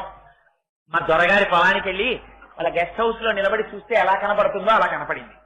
కనబడితే అప్పుడు హడిలిపోయాడు, ఇంత పొలాన్న నేను దున్నడం అని. ఆశ్చర్యపోయి బెంగ పెట్టుకుని నేను ఎప్పుడు వస్తాను చిదంబరం, ఎప్పుడు చూస్తాను నటరాజునని ఏడుస్తూ నిలబడ్డాడు. ఒక్కసారి మేఘం వచ్చి తడుక్కున వెలిసింది. బహుశः నందనార్ కథలో ఆయన పొందిన అనుభవాన్నేలే ఉంది. వేటూరి సుందరరామమూర్తి గారు విరిసే నెరుపులు మురిచే పెదవుల చిరుచిరు నవ్వులు కాబోలు అని, అంటే వీడు సినిమా పాటలు పాడుతున్నాడు ఏమిటి అనుకోకండి మహాప్రభు. నాకు నిజంగా పాట చూస్తే చాలా ఆనందం అనిపిస్తుంది. మెరిసే మెరుపులు మురిసే పెదవుల చిరుచిరు నవ్వులు కాబోలు. ఆ మెరుపులు మెరిస్తే శంకరా నా పాటకి మురిసిపోయిన నీ పెదవులలోంచి వచ్చిన చిరుచిరు నవ్వులవి అన్నారు అని. పరవశాల శిరసూగంగా ధరకు జారిన శివగంగా నా గాన వృష్టి నువ్వు తడువంగా, నా గాన వృష్టి నే తడువంగా, నా గాన వృష్టి నువ్వు తడువంగా, నేను పాడుతున్న పాట చేత ఆనందంలో నువ్వు తడిసిపోవాలి, నీ యొక్క గంగ ధారంలో నీ తడిసిపోవాలి అని బయటికి వచ్చి నాట్యం చేసేస్తాడు. ఆ పాత్ర చిత్రీకరణలో అందుకని కదండి కళా తపస్సు అయ్యారు. సరే మహాప్రభు మళ్ళీ అందులోంచి శంకరాభరణం ఇవన్నీ ఎందుకు మనకి. సరే అందుచేత శంకరులు అంటారు వక్షస్థానమంతకస్య కఠినా పస్మార సంవర్ధనం బుభృత్ పర్యటనం నమత్సురశిర కోటీర సంఘర్షణం. అలా ఆ నందనార్ బెంగ పెట్టుకునేటప్పటికీ మబ్బేసి వర్షం పడింది. స్పృహ తప్పి పడిపోయాడు. పడిపోతే తన భక్తుణ్ణి రక్షించుకోవడానికి సంకల్పం చేస్తే పంట పండదండి. తను కష్టపడాలనుకున్నాడు. శంకరుడు బయలుదేరి కైలాసం నుంచి దిగొచ్చాడు. ఉదకల పేరు కంఠమున భూరి భుజంగము భూషణంబుగానయము భస్మధారణము యజ్ఞ నివాతము మేరువిల్లుగా నలుగుగ దంతి చర్మమును హస్తములందు కపాలశూలములు పడివడిదాల్తు శంకరు కృపావరు రూపమునాశ్రయించదన్ అంటారు. ఆయనే నడిచొచ్చి పంచ తీసి పైకి బిగ్గచ్చి నాగలి పట్టుకున్నారట. హడిలిపోయి నందీశ్వరుడు వచ్చి నాగలి మెడ మీద పెట్టుకున్నట్ట. ఆయన దున్నుతుంటే పార్వతీదేవి చూసిందిట, ఏమిటి ఇవాళ మా ఆయన పొలం దున్నుతున్నారని. పొడని తల్లి మురిసిపోయిందిట, శంకరుడు దున్నడమా అని. పార్వతీదేవి నూతి దగ్గరికి వెళ్ళి తోడుతుంటే గంగమ్మ పైకొచ్చిందిట పరిగెత్తుకుని. వస్తే నందీశ్వరుడు కలుపు తీశాడు. ఆయన ఇలా విత్తనాలు చల్లేటప్పటికి శంకరుడు 5 నిమిషాలలో ఎన్నడూ చూడనటువంటి ధాన్యపు కంకులు పండాయి. నందీశ్వరుడు కోత కోశాడు, భృంగీశ్వరుడు చల్లించాడు, విత్తనాలన్నీ ఎత్తారు. చండీశ్వరుడు బస్తాలకెత్తి ముద్ర వేశాడు. బళ్ళకెత్తి తీసుకెళ్లి గదిలో పెట్టి తాళాలు వేసి యజమానిని కలుపు కొట్టి, ఇదిగోనయ్యా తాళాలు, నువ్వు అడిగినట్టు పంట అంతా పండించేశారు, నందనార్ చిదంబరం వెడుతున్నాడన్నారు. ఆశ్చర్యపోయాడు యజమాని. నిజమా అని స్టోర్ రూమ్ తలుపులు తీసి ఒక కన్నం పెట్టి బియ్యం కింద పట్టిన ధాన్యం చూశాడు. తన జీవితంలో పండించెరగనటువంటి ధాన్యం. పొంగిపోయి పొలానికి వచ్చాడు. స్పృహ తప్పి పడిపోయి ఉన్నాడు నందనార్ ఇవాళ నుంచి నువ్వు సేవకుడవు కావు, నేను యజమానిని కాదు, నువ్వు నా తమ్ముడివిరా నాయన, ఇద్దరం కలిపి పండించుకుందాం, నువ్వు మహాభక్తుడివిరా, నీ కోసం శంకరుడి దిగి వచ్చాడు అని కౌగిలించుకున్నాడు. ఆ చిదంబరం వెళ్ళాడు. సరే అదంతా వేరే కథ జరిగింది. ఆఖరణ ఆ నటరాజస్వామిలోకి ఐక్యం అయిపోయాడా లేదా? తండ్రి భక్తుల్ని రక్షించడానికి ఇన్నిసార్లు వచ్చావయ్యా, నువ్వు ఇంత కష్టపడి. దేవతల చేత నమస్కారము చేయబడినప్పుడు వాళ్ళ యొక్క కిరీటముల కాంతి చేత ప్రకాశించిన పాదముల పాదములు శ్రీశైలం మీద అసుర సంఖ్య వేళలో వచ్చి ఒక్కసారి తాండవం చేస్తామంటారు. అప్పుడు సొక్కిపోయి ఉంటాయి ఆ పాదాలు. తండ్రి ఆ పాదాలకి ఎప్పుడూ పాదరక్షలు వేసుకోవు కదా, నా కోసమని స్వామి నా మనస్సు అనే పాదరక్షల్ని తొడుక్కోవయ్యా తండ్రి అంటారు శంకరాచార్యుల వారు. ఇది శంకరుల భక్తి అంటే. శంకరుల లాంటి భక్తుడు లేడు, శంకరుడి లాంటి జ్ఞాని లేడు ప్రపంచంలో. అందుచేత అదిగో అటువంటి భక్తి ఉన్నవారు కనుక శంకరులు అంటారు, అమ్మా నీ పాదములు అటువంటి పాదములమ్మా, పాదములు రమ్మంటే వస్తాయా? ఎందుకు వస్తాయి? నువ్వు అమ్మవి, నేను కొడుకుని. ఏమొచ్చి అడిగాను? అమ్మా అన్నాను. అమ్మా నీ పాదాలు నా తల మీద పెట్టవా అమ్మా అని అడిగాను. పెట్టవా? కొడుకుని. ఏం చేస్తావు? రానానా అని దగ్గర కూర్చోపెట్టుకుని పిలవడంలో కల్తీ లేకుండా ఉండాలి. అమ్మా అని నిజాయితీగా పిలిచారా, అమ్మ పాదాలు ఇక్కడ పెడుతుంది. ఏమిటి వైభవం నేను పొందేది? ఇది నీ వైభవం. యయౌ పాద్యం పాద పశుపతి జటాజూటపతిని. ఆ శంకరుడి తలలోని గంగ అమ్మ పాదాల మించి, నీ శిరస్సు మించి, నీ ఒంటి మించి కారిపోతుంది. చావుడు నీకు శ్రీ మహావిష్ణువు వచ్చి నమస్కరించిన కౌస్తుభ కాంతి అమ్మ పాదముల నుంచి నీ మీద ప్రకాశిస్తుంది. బ్రహ్మ సరస్వతులు ఇద్దరూ వచ్చి పక్కన నిలబడితే వారి మించి వచ్చే గాలి సరస్వతీదేవి మించి వచ్చేటటువంటి వాయువుని నువ్వు పీల్చగలుగుతావు. ఇంత అదృష్టం ఎక్కడి నుంచి వచ్చిందమ్మా? నీ పాదములలోంచి వచ్చింది. ఆ పాదములు నాకు ఎందుకు దర్శనం అవుతాయమ్మా? నీ కృప వల్ల దర్శనం అవుతాయి. అమ్మా నా తల మీద ఉంచవా అమ్మా? శంకరులు అమ్మవారి పాదాలు పట్టుకుని ఎన్ని ప్రార్థనలు చేశారో తెలుసా అండి? ఎవరి కొరకు? మన కొరకు, మనకి నేర్పడం కొరకు. నాన్న నేను పట్టుకుంటున్నాను అనకో, అమ్మా నువ్వు పెట్టు నా తల మీద నీ పాదాలు అనరా. నేనమ్మవారి పాదాలు పట్టుకున్నాను, నేనమ్మవారి పాదాలు పట్టుకున్నానంటారేమిట్రా? అలా అనకో, అమ్మా నీ పాదాలు నా తల మీద పెట్టమ్మా అనడం నేర్చుకోరా అని ఈ శ్లోకాన్ని ఇచ్చారు. ఇది మీరు ధ్యానం చేయండి శ్లోకాన్ని. నిజంగా మీరు ఈ శ్లోకాన్ని కూర్చుని పోని ధ్యానం కూడా అక్కర్లేదు, మీరు ఆ శ్లోకం చదువుకుని శృతీనాం మూర్ధానో దధతి తవయౌ శేఖరతయ. మీకు అది అలవాటు పడిందనుకోండి, అక్కర్లేని మాటలు మాట్లాడాలని కానీ ఇంటికి ఎవరైనా వచ్చి అనవసరంగా గంటల గంటలు మాట్లాడుతున్నారు అనుకోండి, అసహ్యం అప్పుడేస్తుంది. ఇంటికి టైం వేస్ట్ అనిపిస్తుంది. వాడికి భగవత్ సంబంధం అక్కర్లేదు, దేవుడి గురించి మాట్లాడడం. నా కొడుకండి, నా కోళ్ళండి, నా మనవడండి, వాట్ ఇఫ్, ఎందుకు అవన్నీ నాకు? అందుకని భగవత్ సంబంధాన్ని పాడు చేసే ప్రసంగాల పట్ల అసహ్యం ఎప్పుడు వేస్తుందో తెలుసా అండి? ఈ శ్లోకం మీకు మనస్సులో తిప్పుకోవడం అలవాటైందనుకోండి, ఓ డైనింగ్ టేబుల్ దగ్గర కూర్చోండి, ఎవరికి తెలియక్కర్లా మీరు ఏం చేస్తున్నారో. కూర్చుని మనస్సులో శృతీనాం మూర్ధానో దధతి తవయౌ శేఖరతయ అని ఆలోచిస్తున్నారు అనుకోండి.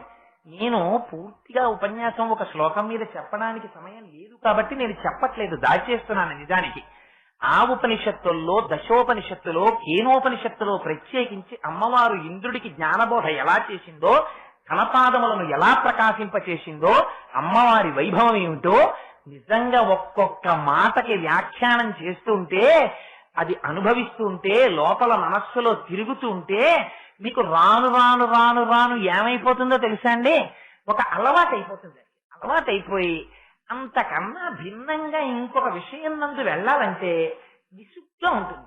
ఎందుకు వచ్చిన అల్లరి మనకు అవన్నీ ఏమిటి? మనకి ఏం భిక్ష పెడతాయి? దేనికవి? హాయిగా ఒక్క శ్లోకం శివానంద లహరిలోంచి ఒక్క శ్లోకం తలుచుకుంటూ కూర్చుంటే ఎంత బాగుంటుంది. వీళ్ళు మాట్లాడలేరా? అది ఎంతసేపు ఇరిగింటమ్మా, పొరిగింటమ్మా, వెనకింటమ్మా, ముందింటమ్మా, అన్నం పెట్టనా, నీళ్ళెట్టనా, ఎందుకు వచ్చింది ఈ ప్రసంగాలు అని మీకే అనిపించేటట్టుగా మనస్సుని లయం చెయ్యగలిగిన శ్లోకాలు ఇచ్చారు శంకరులు. ఇవి ఎవరిస్తారు? జగద్గురువులు కనుక లోకమునందు వారికి ఉండేటటువంటి అపారమైన కారుణ్యముతో శంకరులు పెట్టిన భిక్ష సౌందర్యలహరి శ్లోకాలు. అందుచేత శంకరులు ఇంకొక శ్లోకంలో అంటారు, ఇవన్నీ మీరు అనుభవించవలసినవి.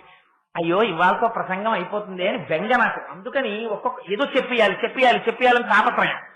ఇంకొక శ్లోకంలో అంటారు శంకరులు, కదా కాలే మాత కదయ కలితాలక్తకరసం పిబేయం విద్యార్థి తవ చరణ నిర్ణీజన జలం ప్రకృత్యా మూకానామపి చ కవితా కారణతయా కథా దత్తే వాణి ముఖ కమలతాం మూలరసతాం. ఈ శ్లోకాన్ని నిజానికి చదువుకునేటటువంటి పిల్లలందరూ అమ్మవారి దగ్గర చెప్పుకోవాలి ఈ శ్లోకాలు. యథార్థమునకు నాకైతే అనిపిస్తుంది, మనస్సు అంతగా వికసించినటువంటి వాళ్ళు, లేదా కొద్దిగా మూగితనం, సరిగ్గా మాట పలకలేనితనం, ఇలాంటి అవకరాలు ఉన్నవాళ్లు కూడా ఈ శ్లోకాలని రోజు చెప్పుకుంటే అమ్మ కృప కలిగి వాళ్ళకి అనుగ్రహం వారి యందు ప్రసరిస్తుంది అనిపిస్తుంది. ఇందులో శంకరుల గొప్పతనం చూడండి. నేను ఇలా చేశాను అన్నారు శంకరాచార్య వారు. ఆయన వినయం చూడండి. ఆ శ్లోకాలు చెప్పడంలో మీరు ఏమిచ్చి శంకరాచార్యులు వారి రుణం తీర్చుకుంటారండి? అది నిజంగా అటువంటి శంకరులకి నేను గుడి కడతాను అని సత్యనారాయణ రెడ్డి గారు అనడం ఎన్ని తరాల పుణ్యం. నిజంగా శంకరులకి గుడి కట్టడం అంటే జరిగే పనే అండి. ఎంత అదృష్టం, ఎంత పుణ్యం లోపల అకౌంట్ లో ఉంటే ఆ శంకరులకి గుడి కట్టిన పుణ్యం కొన్ని 100 తరాల వరకు కాపాడేస్తుంది. కానీ అంటే ఎందుకంటున్నానంటే ఈ మాట నాకు జగద్గురువుల యందు ఉన్నటువంటి ఆ భక్తి చేత ఈ మాట అంటున్నాను. ఆయన మాటలు చూడండి ఎలా ఉంటాయో, అంత జ్ఞాని. ఆయన కాశీ వెడితే అందరూ అమ్మ మాకు అన్నపానాలకు లోటు లేకుండా చూడమ్మా అంటారు. ఆయన అన్నారు అన్నపూర్ణమ్మ దగ్గరికి వెళ్ళి, అమ్మా నాకు ఏం కావాలో తెలుసా, అన్నపూర్ణే సదా పూర్ణే శంకర ప్రాణవల్లభే జ్ఞాన భిక్షాంచ దేహి. అమ్మ నాకు జ్ఞాన భిక్ష పెట్టమ్మా అని అడిగారు. అందరూ అన్నం పెట్టమ్మా అంటే అమ్మ నాకు జ్ఞానం ఇయ్యమ్మా అని అడిగారు. అంతటి మహాజ్ఞాని శంకరులు అంటారు, కదాకాలే మాత కథయ కలితాలక్తకరసం పిబేయం విద్యార్థి తవ చరణ నిర్మీజన జలం. అసలు ఆ శ్లోకాలు చదువుతుంటేనే మనస్సు ఎంత ఆనందంగా ఉంటుందో. మీరు ఇది మీకు తేలికగా అర్థం అవ్వడానికి నేను మీకు ఒక డెమాన్స్ట్రేషన్ లాగా చెప్తాను. దాన్ని అమ్మ సింహాసనం మీద కూర్చుని అమ్మవారి పాదపీఠం మీద 2 పాదాలని ఇలా పెట్టి కూర్చుంది అనుకోండి. మీరు ఎప్పుడైనా సౌందర్యలహరి అట్ట మీద బొమ్మ చూశారో లేదో, అందులో చంద్రశేఖర పరమాచార్యుల వారు కూర్చున్న బొమ్మ కూడా కలిసి మీరు చూస్తే మీరు ఎంతసేపు చూడండి మీ మనస్సు పొంగిపోతుంది. మీకేం అక్కర్లేదు. సౌందర్యలహరి అమ్మవారి బొమ్మ, ఆవిడ కూర్చుని ఇలా ఎర్రటి చీర, గులాబీ రంగులో కనపడుతున్నటువంటి 2 పాదాలు, అక్కడే కూర్చున్నటువంటి శంకరాచార్యుల వారు, ఇలా సత్యదండం పట్టుకుని ఉన్నటువంటి చంద్రశేఖర పరమాచార్యుల వారు, ఇలాంటి వాటిని మీరు దర్శనం చేస్తూ ఉన్నారనుకోండి, వాటికి ఏదో ఆనందం కలిగిందంటే అంతకన్నా ఏం లేదు. దాని గురించి మనం భయపడవలసిన అవసరం లేదు. ఒకసారి వెనక్కి తిరిగి చూడరా, పొంగిపోతున్నానంది అమ్మ, వీడు ముందుకే చూస్తున్నాడు, ఇలా ఒకసారి చూసేటట్టు చేసింది అంతే. అందుకని కదాకాలే మాత కథయ కలితాలక్తకరసం. అటు చూసి చెప్తావే, ఇగో నా పాదాలు అవి అన్ని ఇక్కడ, శంకరుడు ఇక్కడ పక్కనే లేరు, ఒకసారి నేను తిరిగితే మీరందరూ కూడా ఇటు తిరుగుతారని వెంటనే అలా చేసింది ఆవిడ. అందుకని ఇది పడేటట్టు చేసి అటువైపు నుంచి చూపించింది. అందుకని మీరు ఆ పాదపీఠం మీద అమ్మవారి పాదాలు పెట్టుకుని ఉంటుంది. మీరు ఒక బంగారు పాత్ర పట్టుకెళ్ళి ఉత్తి పాత్ర మీద పెట్టిస్తారా అమ్మ పాదాలు?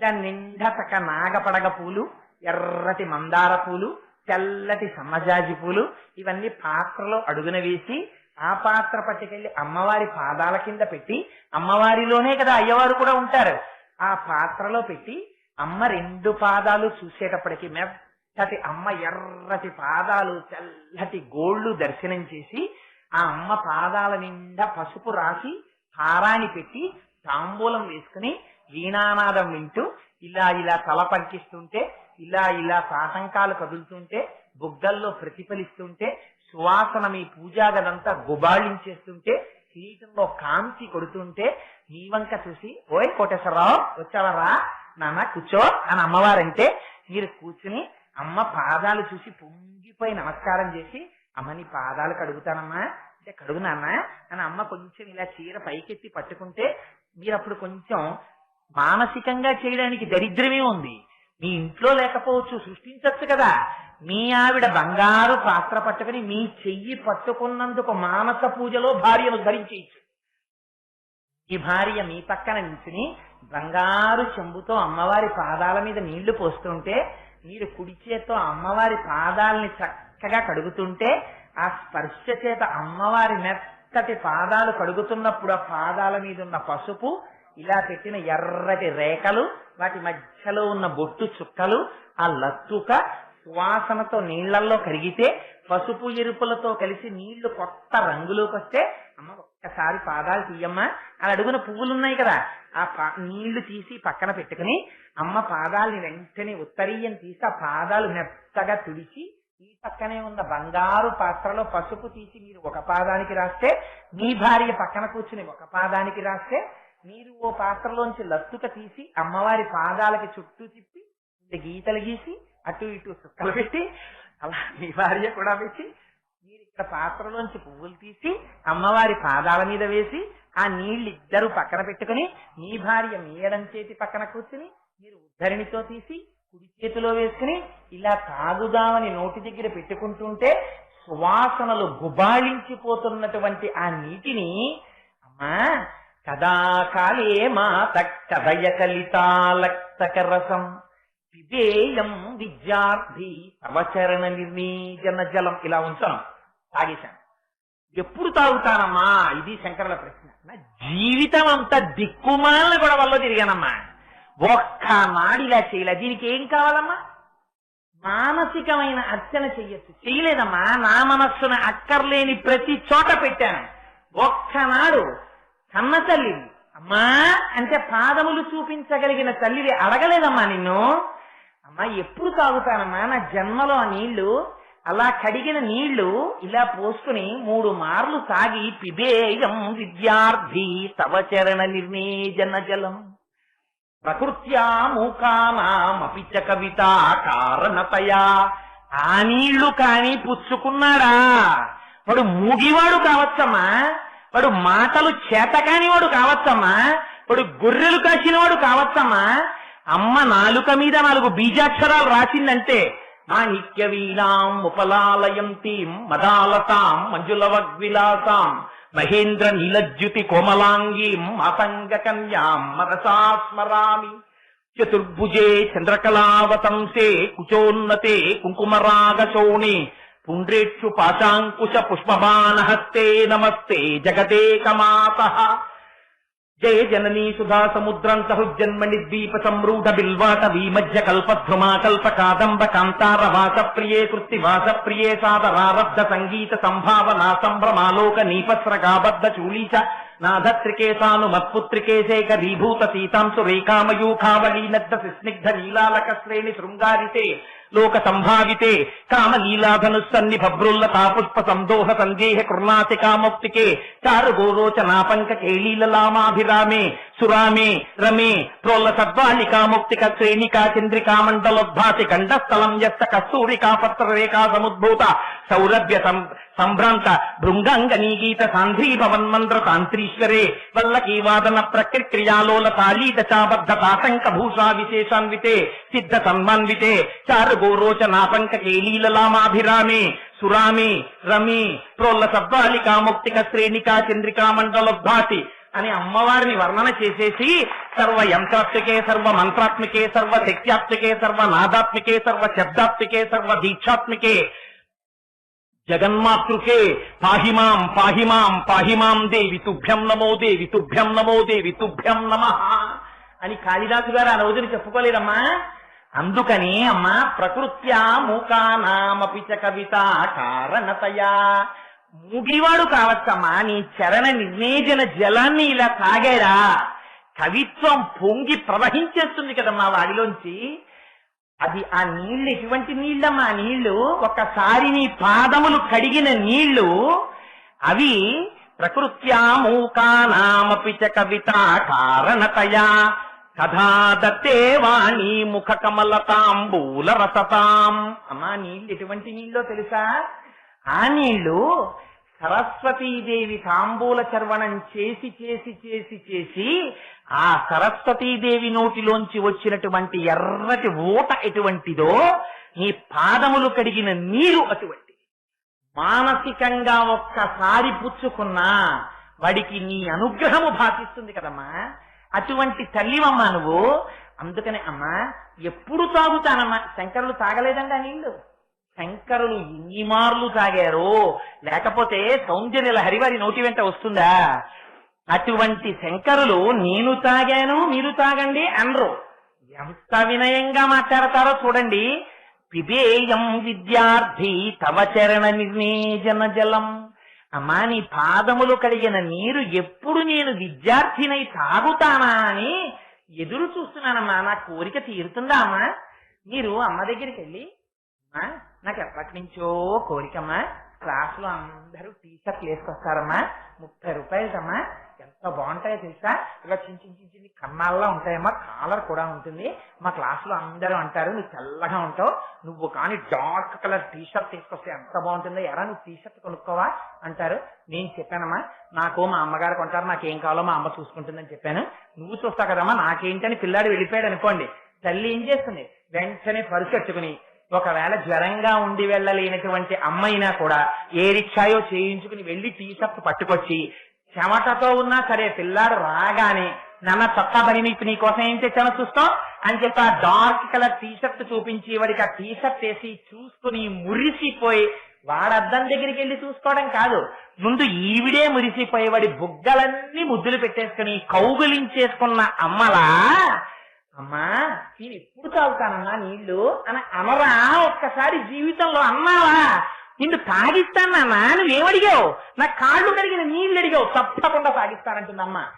సమయం సందర్భం చూసి ఎప్పుడో సాగించేస్తుంది ఆ తల్లి తప్పకుండా అనడం నేర్చుకోరా. ఇది ఆవేదన శంకరాచార్యుల వారిది. జగద్గురువులు ఈ ఆవేదన చెంది మనకి చెప్పకపోతే వారికి వచ్చిన నష్టం ఏమిటి? అయ్యో పాపం వీళ్ళు ఎప్పటికి ఉద్ధరింపబడతారు, ఎప్పటికి తెలుసుకుంటారు, వీళ్ళకి అడగడం కూడా చేత కావట్లేదు అమ్మని అని మనయందు కృపతో ఏమి అమృత గుళికలండి ఆ శ్లోకాలు. మానసిక దర్శనం, ధ్యానం ఒక్కొక్క భూమికి దాటిన కొద్దీ ఇక్కడే ఆనందం పొందేయడానికి కావలసిన సమస్త సామాగ్రిని ఆ శ్లోకాలలో జొప్పించి మహానుభావుడు మనకు అందించినటువంటి మహాపురుషుడు శంకరుడు. అమ్మ నీ పాదాలంటే ఏమిటో తెలుసా అమ్మా? నఖైర్నాక స్త్రీణాం కరకమల సంకోచశిభి తరూణాం దివ్యానాం హసతైవతే చుండి చరణౌ ఫలాని స్వస్యేప్య చితలయకరాగ్రేణ దదత దరిద్రేభ్యో భద్రాం ప్రియమనిశమాస్నాయ దదతౌ. ఏమి శ్లోకాలండి! ఒక్కొక్క సౌందర్యలహరి శ్లోకం చదువుకుంటుంటే మనస్సు పొంగిపోతుంది. అంటారు నఖైర్నాక స్త్రీణాం కరకమల సంకోచశిభి. అమ్మా దేవలోకంలో ఉన్న స్త్రీలున్నారే, ఆ ఇంద్రుడి భార్య శచీదేవి వాళ్ళకి చిన్న గోరోజనం అంటే చిన్న బుద్ధిలో వ్యగ్రత ఉంది. ఎందుకని? మాకు కల్పవృక్షం ఉంది, మాకు కామధేను ఉంది, మాకేమిటి, మాకేమైనా కోరిక వచ్చిందా కల్పవృక్షం దగ్గరికి వెళ్తాం, వెళ్ళి ఓ కల్పవృక్షమా మాకు ఈ కోరిక తీరాలంటాం. ఇప్పుడు కల్పవృక్షం ఏం చేస్తుంది? తన చిగురుటాకుల వంటి చేతులతో వీళ్ల కోరిక తీర్చడానికి కావలసినటువంటి పళ్ళని పండించి వాళ్ళ చేతుల్లో పెడుతుంది. ఆ ఫలముల ద్వారా వాళ్ళ కోరికలు తీరుతాయి. కానీ అమ్మా దరిద్రులకి బెంగలేదమ్మా. ఈ లోకంలో ఉన్న వాళ్ళకి అలాంటి బెంగలేం లేవు. ఎందుకో తెలుసా అమ్మా? నీ పాదాలు తలుచుకుంటే చాలు కొన్ని కోట్ల కల్పవృక్షాలు ఎందుకు పనికొస్తాయమ్మా నీ పాదాల ముందు. వాడు ఎక్కడ ఉండనివ్వండి, ఎంత బెంగలో ఉండనివ్వండి, ఒక్కసారి అమ్మా అన్నాడు అనుకోండి. అందుకే వ్యాసుల వారు ఇంకో నామం రాయలా. లలితా సహస్రానికి మొదటి నామం శ్రీమాత. అమ్మలో ఉన్న గొప్పతనం ఏమిటో తెలుసా అండి? అమ్మ నామం నాకు జ్ఞాపకం రాలేదండి మీరు అనక్కర్లేదు, అమ్మా అంటే చాలా ఆవిడే పలుకుతుంది. దూర్చకి అమ్మని అడిగాడు, ఎంత భక్తో చూడండి. అమ్మా అయ్యయ్యటంచు ఎవ్వరిని నేనన్నం శివా నిన్నేను సుమి నీమది తల్లిదండ్రుల కంచును చూడగా బోకు నాకిమ్మై తల్లియు తండ్రియన్ గురుడు నీవే కాక సంసారపు చిమ్మంచి కటి కప్పకొండ కనుమా శ్రీకాళహస్తీశ్వర. అమ్మా నాన్నగారండి, అమ్మా నాన్నగారండి అని నేను ఎవరినన్నా అంటుంటాను కదా. ఎవరన్నా కనబడితే అమ్మా అని మాట్లాడుతుంటాను. అప్పుడు నేను ఓయ్ నువ్వు వాళ్ళతో మాట్లాడుతున్నావు అని అనకే అమ్మా. నేను ఇప్పుడెప్పుడు అమ్మా అమ్మా అన్నా కూడా ఆ మాట అమ్మా నిన్నేనమ్మా, మా అమ్మవి కాబట్టి నిన్నంటున్నాను. నేను ఎవరినన్నా నాన్నగారండి అంటే అది వాళ్ళని కాదు, ఎవరినంటున్నానో తెలుసా? అయ్యా అని నేను ఎవరి దగ్గరికన్నా వెళ్ళి మాట్లాడితే అయ్యా మీరు అని నేను మాట్లాడితే అయ్యా అని నేను ఎవరినన్నానో అది వాళ్ళని కాదు, నేను పరమశివుణ్ణి అంటున్నాను. అందుకని నేను ఎప్పుడెప్పుడు ఆ మాటలన్నా నువ్వు వాళ్ళతో అన్నావు మా గురించి అనలేదు అని అనకు స్వామి, నీ గురించే అంటున్నట్టు లెక్కేసేసుకో, వేసేసుకుని నన్ను ఉద్ధరించి సంసారపు చీకటి నన్ను కప్పకుండా కాపాడేసేయి. దూర్జటి గడుసుతనం చూడాలి భక్తిలో. శంకరాచార్యుల వారిని అనుకరించాడు.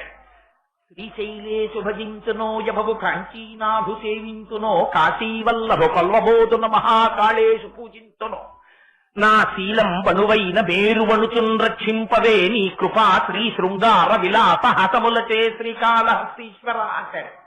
నేను శ్రీశైలం ఏం వెళ్ళలేదు, నేను కాశీ వెళ్ళలేదు, నేను ఏదో ఇంకో క్షేత్రానికి వెళ్ళలేదు.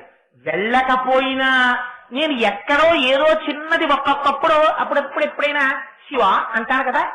అన్నని చూసి అమ్మో దూర్జటి శివ శివ అన్నాడు తెలుసా అని దాన్ని నువ్వు చాలా గొప్పగా చేసేసి అమ్మో దూర్జటి శివ అన్నాడు, దూర్జటి శివ అన్నాడని అందరికీ చెప్పి, ఎందుకని నా ఎందంత అనుగ్రహంతో అదేదో పెద్ద పుణ్యం కింద చేసేసి నన్ను తీసుకొచ్చి నీ పాదాల దగ్గర కట్టి పారేసుకో. అదేంటి అలా ఎందుకు చెయ్యాలి నీకు? నేను నువ్వెప్పుడో శివ అంటావా అంటే అమ్మో శివ అన్నాడు శివ అన్నాడని నేను నీ పాదాల దగ్గర పెట్టేసుకోవాలా? ఎందుకు పెట్టుకోవాలి అంటావేమో. నీకో మాట చెప్పనా శంకర, ఎంత గడుసుతనంగా మాట్లాడారో చూడండి దూర్జటి. ఆయన అన్నారు, అమ్మా నేను పాలుంబువ్వయు పెట్టరా కుడువరా పాపన్న లేయన్న రమ్మంచు వచ్చిన అరిటి పండ్లు కొనితే లేకున్నన్ ఒల్లనంటే తల్లిదండ్రులప్పుడు అట్లే తెచ్చి వాత్సల్య లక్ష్మీ లీలావచనంబులన్ కుడుపరా శ్రీకాళ హస్తీశ్వర. తండ్రి అమ్మ తిరుగన్నం కలుపుతుంది చేతిలో, కలిపి బంగారు గిన్నెలో పట్టుకుని నాన్న అన్నం తినరా, నాన్న అన్నం తినరా అంటే వీడి మూతి అని ముడుచుకుంటాడు. ఒక్క ముద్ద తినరా, అదిగో చందమామ చూడరా ఆకాశంలో. అమ్మల కన్నా రచయిత్రులు ప్రపంచంలో ఎక్కడా ఉండరు. వాళ్ళు పిల్లలకి అన్నం తినిపించడానికి ఎన్ని కథలల్లేస్తారో చెప్పలేను. అక్కర్లేని అన్ని విషయాల్లోనూ వాళ్ళు ఆనందం పొందేస్తారు. అదిగో కుక్క, కుక్క అది కుక్క చూసానన్నా, కుక్క ఎక్కడి నుంచి వచ్చేస్తుందండి అంత ఆర్ట్. నిజంగా ఉట్టినే కూర్చుని మీరేమండి బాల్కనీలో కూర్చుని ఆ కుక్కను చూసి కుక్క అనండి అనమండి అంటారా ఎవరైనా? ఓ పిల్లాడు పుట్టనివ్వండి, వాడు అన్నం తినకపోనివ్వండి, వాళ్ళకి ఇంకా ఏది అక్కర్లేదు ప్రపంచం, వాడు అన్నం తినడమే కావాలి. వాడిని పట్టుకుని నన్న కుక్క, అదిగో పిల్లి చూసా, పిల్లి, అమ్మో పిల్లి, ఎందుకంత తాపత్రయం? వీడు అన్నం తినడానికి. వాడు ఇంత పెడితే నన్న తినరా, కమ్మటి పెరుగు నాన్నగారు నీ కోసం తెచ్చారట, అమ్మ నీకు కలిపిందిట, బాబు తింటాట అంటే వాడంటాడు అరటిపండు కలిపితే తింటానంటాడు. అప్పుడు పాపం ఆవిడ ఏమంటుంది, ఏమంటే అరటిపండు ఉంటే తింటాటండి అంటుంది.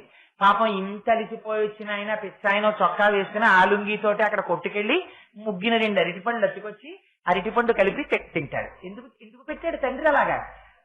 కొడుకు కనుక నువ్వు నన్ను అలాగే నీ పాదాల దగ్గర ఎత్తుకోవాలి. ఎందుకో తెలుసా, నేను నిన్ను నాన్న అన్నాను, అందుకని నువ్వు అలా పెట్టుకోవాలి కొడుకుని. ఎందుకని? నువ్వు తండ్రివి, నేను కొడుకుని. జగత పితరౌ వందే పార్వతీ పరమేశ్వరౌ, మీ ఇద్దరు అమ్మా నాన్న అని నేను నమ్ముతున్నాను. అమ్మా నాన్నగారండి అన్నాను. మరి కొడుకుని అలా పెట్టినట్టు పెట్టద్దా? అందుకని నీ పాదాల దగ్గర పెట్టుకో, నా అజ్ఞానం నువ్వే తీసేయి. ఎంత గడుసుగా అడిగాడో చూడండి ధూర్జటి. అలా శంకరులు అంటారు ఇక్కడికి వచ్చేటప్పటికి నఖైర్నాక స్త్రీణాం కర్రకమల సంకోచ శశి. అమ్మా ఆ శశీదేవి వాళ్ళు కోరికలు తీరడానికి కల్పవృక్షాల దగ్గర ఆశ్రయిస్తారు. మాకు ఆ బెంగలేదు. మేము ఎక్కడున్నా సరే కష్టం వచ్చిందా అమ్మా అని పిలుస్తాం అంతే. వెంటనే నువ్వు విని మాతా చ పార్వతీదేవి పితాదేవో మహేశ్వర బాంధవత్తి వహత్తాస్వదేశో భువనత్రయం, నువ్వే నన్ను వచ్చి కాపాడాలి అంటారు శంకరులు. ఇది మనకి నేర్పడం కోసమని. పైగా ఇన్ని కామధేనువులు కల్పవృక్షాలు ఉన్నవాళ్ళు ఏమయ్యారమ్మా చివరికి? నీ పాదాల దగ్గరికి వచ్చింది శశీదేవి. ఆవిడ అనుకునేదిట, శశీదేవి చేతుల వంక చూసుకుని ఏదో భర్త పరిహాసం ఆడతాడు కదా, అబ్బా అచ్చు నీ చేతులు తామర పువ్వుల్లో ఉన్నాయో అంటాడు భర్త. ఇంద్రుడు అలా అనేటప్పటికీ శశీదేవి పొంగిపోయేటప్ప నా చేతులు తామర పువ్వుల్లో ఉన్నాయని. రాత్రి భర్త పొగిడిన పొగట్టంతా భార్యకి పూజ దగ్గర కూర్చున్నప్పుడే జ్ఞాపకానికి వస్తుంది. అదో పాపం అనవసరపు విషయం. కూర్చుని తీరా చేతులు చూసేటప్పటికి రాత్రి మా ఆయన చేతులు చూసి తామర పువ్వుల్లా ఉన్నాయి నీ చేతులు అన్నారు అనుకుందిట శశీదేవి. అనుకునేటప్పటికి ఎదురుగుండా అమ్మవారి పాదములకున్నటువంటి తెల్లటి గోళ్లు చంద్రబింబాల్లా కనబడ్డాయితే. నీ ఆయన అంత గొప్పగా ఉండడానికి కారణం ఏమిటో తెలుసా? నా అనుగ్రహం అని చంద్రబింబల్లా కనపడేటప్పటికి తామర పువ్వులు ఏమవుతాయి? చంద్రుడు కనబడితే ముడుచుకుంటాయి. అందుకని ఏమయ్యా ఇంత శశీదేవి చేతులు అమ్మవారి పాదాలు కనబడేటప్పటికి ఇలా అయిపోయాయి. అలా అందరూ శంకరాచార్యులు వారు అమ్మా నీ పాదములకున్న గోళ్లనబడేటటువంటి చంద్రుని యొక్క కాంతి కిరణములు తామర పువ్వుల వంటి శశీదేవి యొక్క చేతుల మీద పడేటప్పటికి సహజత్వం కనుక ముడుచుకుని నీ పాదాల ముందు నిలబడిపోయాయి.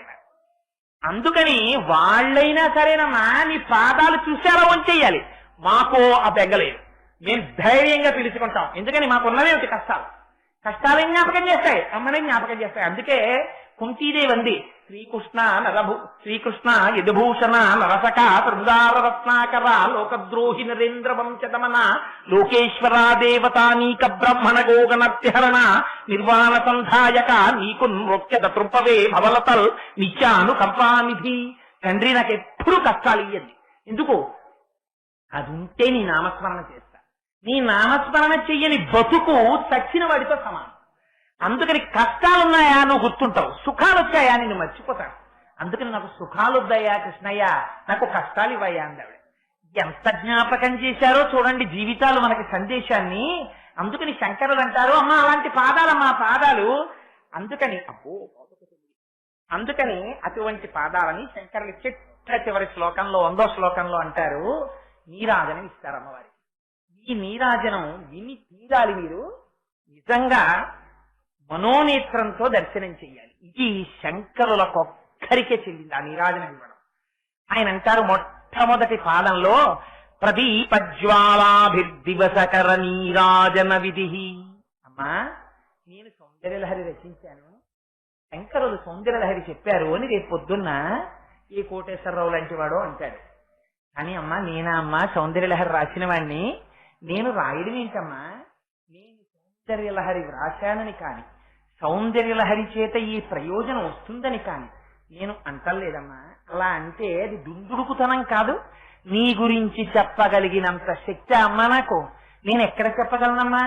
నేను ఈ సౌందర్యలహరి రాయడం ఎలాంటిదో తెలుసా అమ్మా? ఒకనాడు అమ్మ ఇంటికి తాళం వేసుకుంటూ సంకలో ఉన్న పిల్లవాడిని నా పక్కనున్న వాళ్ళకి అమ్మ ఒక్కసారి పిల్లాడిని పట్టుకోండి అంటుంది. ఆవిడ పిల్లలు లేనటువంటి తల్లి. అందుకని ఆ పిల్లాన్ని ఒక్క 5 నిమిషాలు ఎత్తుకుంటే వాడు ఆవిడ వంక చూసి ఓ బోసి నవ్వు నవ్వి చెయ్యెత్తి ఆవిడ ముక్కిలా పట్టుకుంటాడు. ఆనాడు ఆవిడలో మాతృభావన పొంగి పొరగిపోయి ఎంత సంతోషపడిపోయిందో. బిడ్డ ఆవిడదా, ఆ బిడ్డని తిరిగి తాళం వేసుకోగానే అమ్మకి చేసినట్టు ఈ సౌందర్యలహరి ఎక్కడిదో తెలుసా అమ్మా? నేను వ్రాశానని నేను ఎప్పుడు అనను. అమ్మా ఇదేమిటో తెలుసా ఈ సౌందర్యలహరి? ప్రదీపజ్వాలాభిర్దివసకర నీరాజన విధి. తమిళనాట ద్రవిడ దేశంలో ఒక సంప్రదాయం ఉంది. మకర సంక్రాంతి నాడు వాళ్ళు ఏం చేస్తారంటే పెద్ద పట్టేస్తారు భూమి మీద, ప్రతి ఇంటి ముందు కూడా పట్టేసి అందులో సూర్య భగవాను ఆరాధన చేస్తారు. ఇప్పటికీ కొన్ని గ్రామాల్లో ఉందని. ఆరాధన చేసి చిట్ట చివర ఏం చేస్తారంటే కర్పూరం మాత్రం పూజంతా ఇక్కడ చేస్తారు, ఒక్క నీరాజనం మాత్రం ఇక్కడ ఇవ్వరు. కర్పూరం వేసి వెలిగించి ఆకాశంలో ఉన్న సూర్యుడికి లతిక్కుతారు నీరాజనాన్ని. నేను ఈ సౌందర్యలహరి వ్రాయడం అలా ఉందమ్మా అన్నారు శంకరాచార్య. సూర్యుడు తనంత తాను ప్రకాశించిపోతుంటాడు. అంత ప్రకాశించిపోతున్న సూర్యుడికి ఇంత చిన్న పాత్రలో నీరాజనం ఇస్తున్నారు. ఇస్తే దాన్ని చూసి సూర్యుడు ఏమనాలి? పక్కుని నవ్వాలి. ఒరే నాకు ఇంత వెలుతురుతో నీరాజనమా, ఇంత మంటట్టుకొచ్చి నాకు నీరాజనం ఇస్తున్నావా, ఏమిట్రా నీ వెర్రి అనాలి.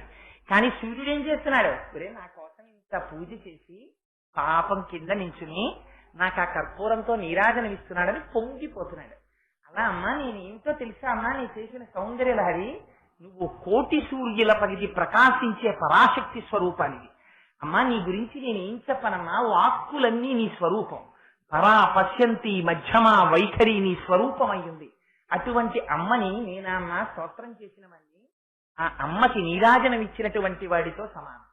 ఇంకా గొప్ప విషయం ఏమిటో తెలుసా అమ్మా?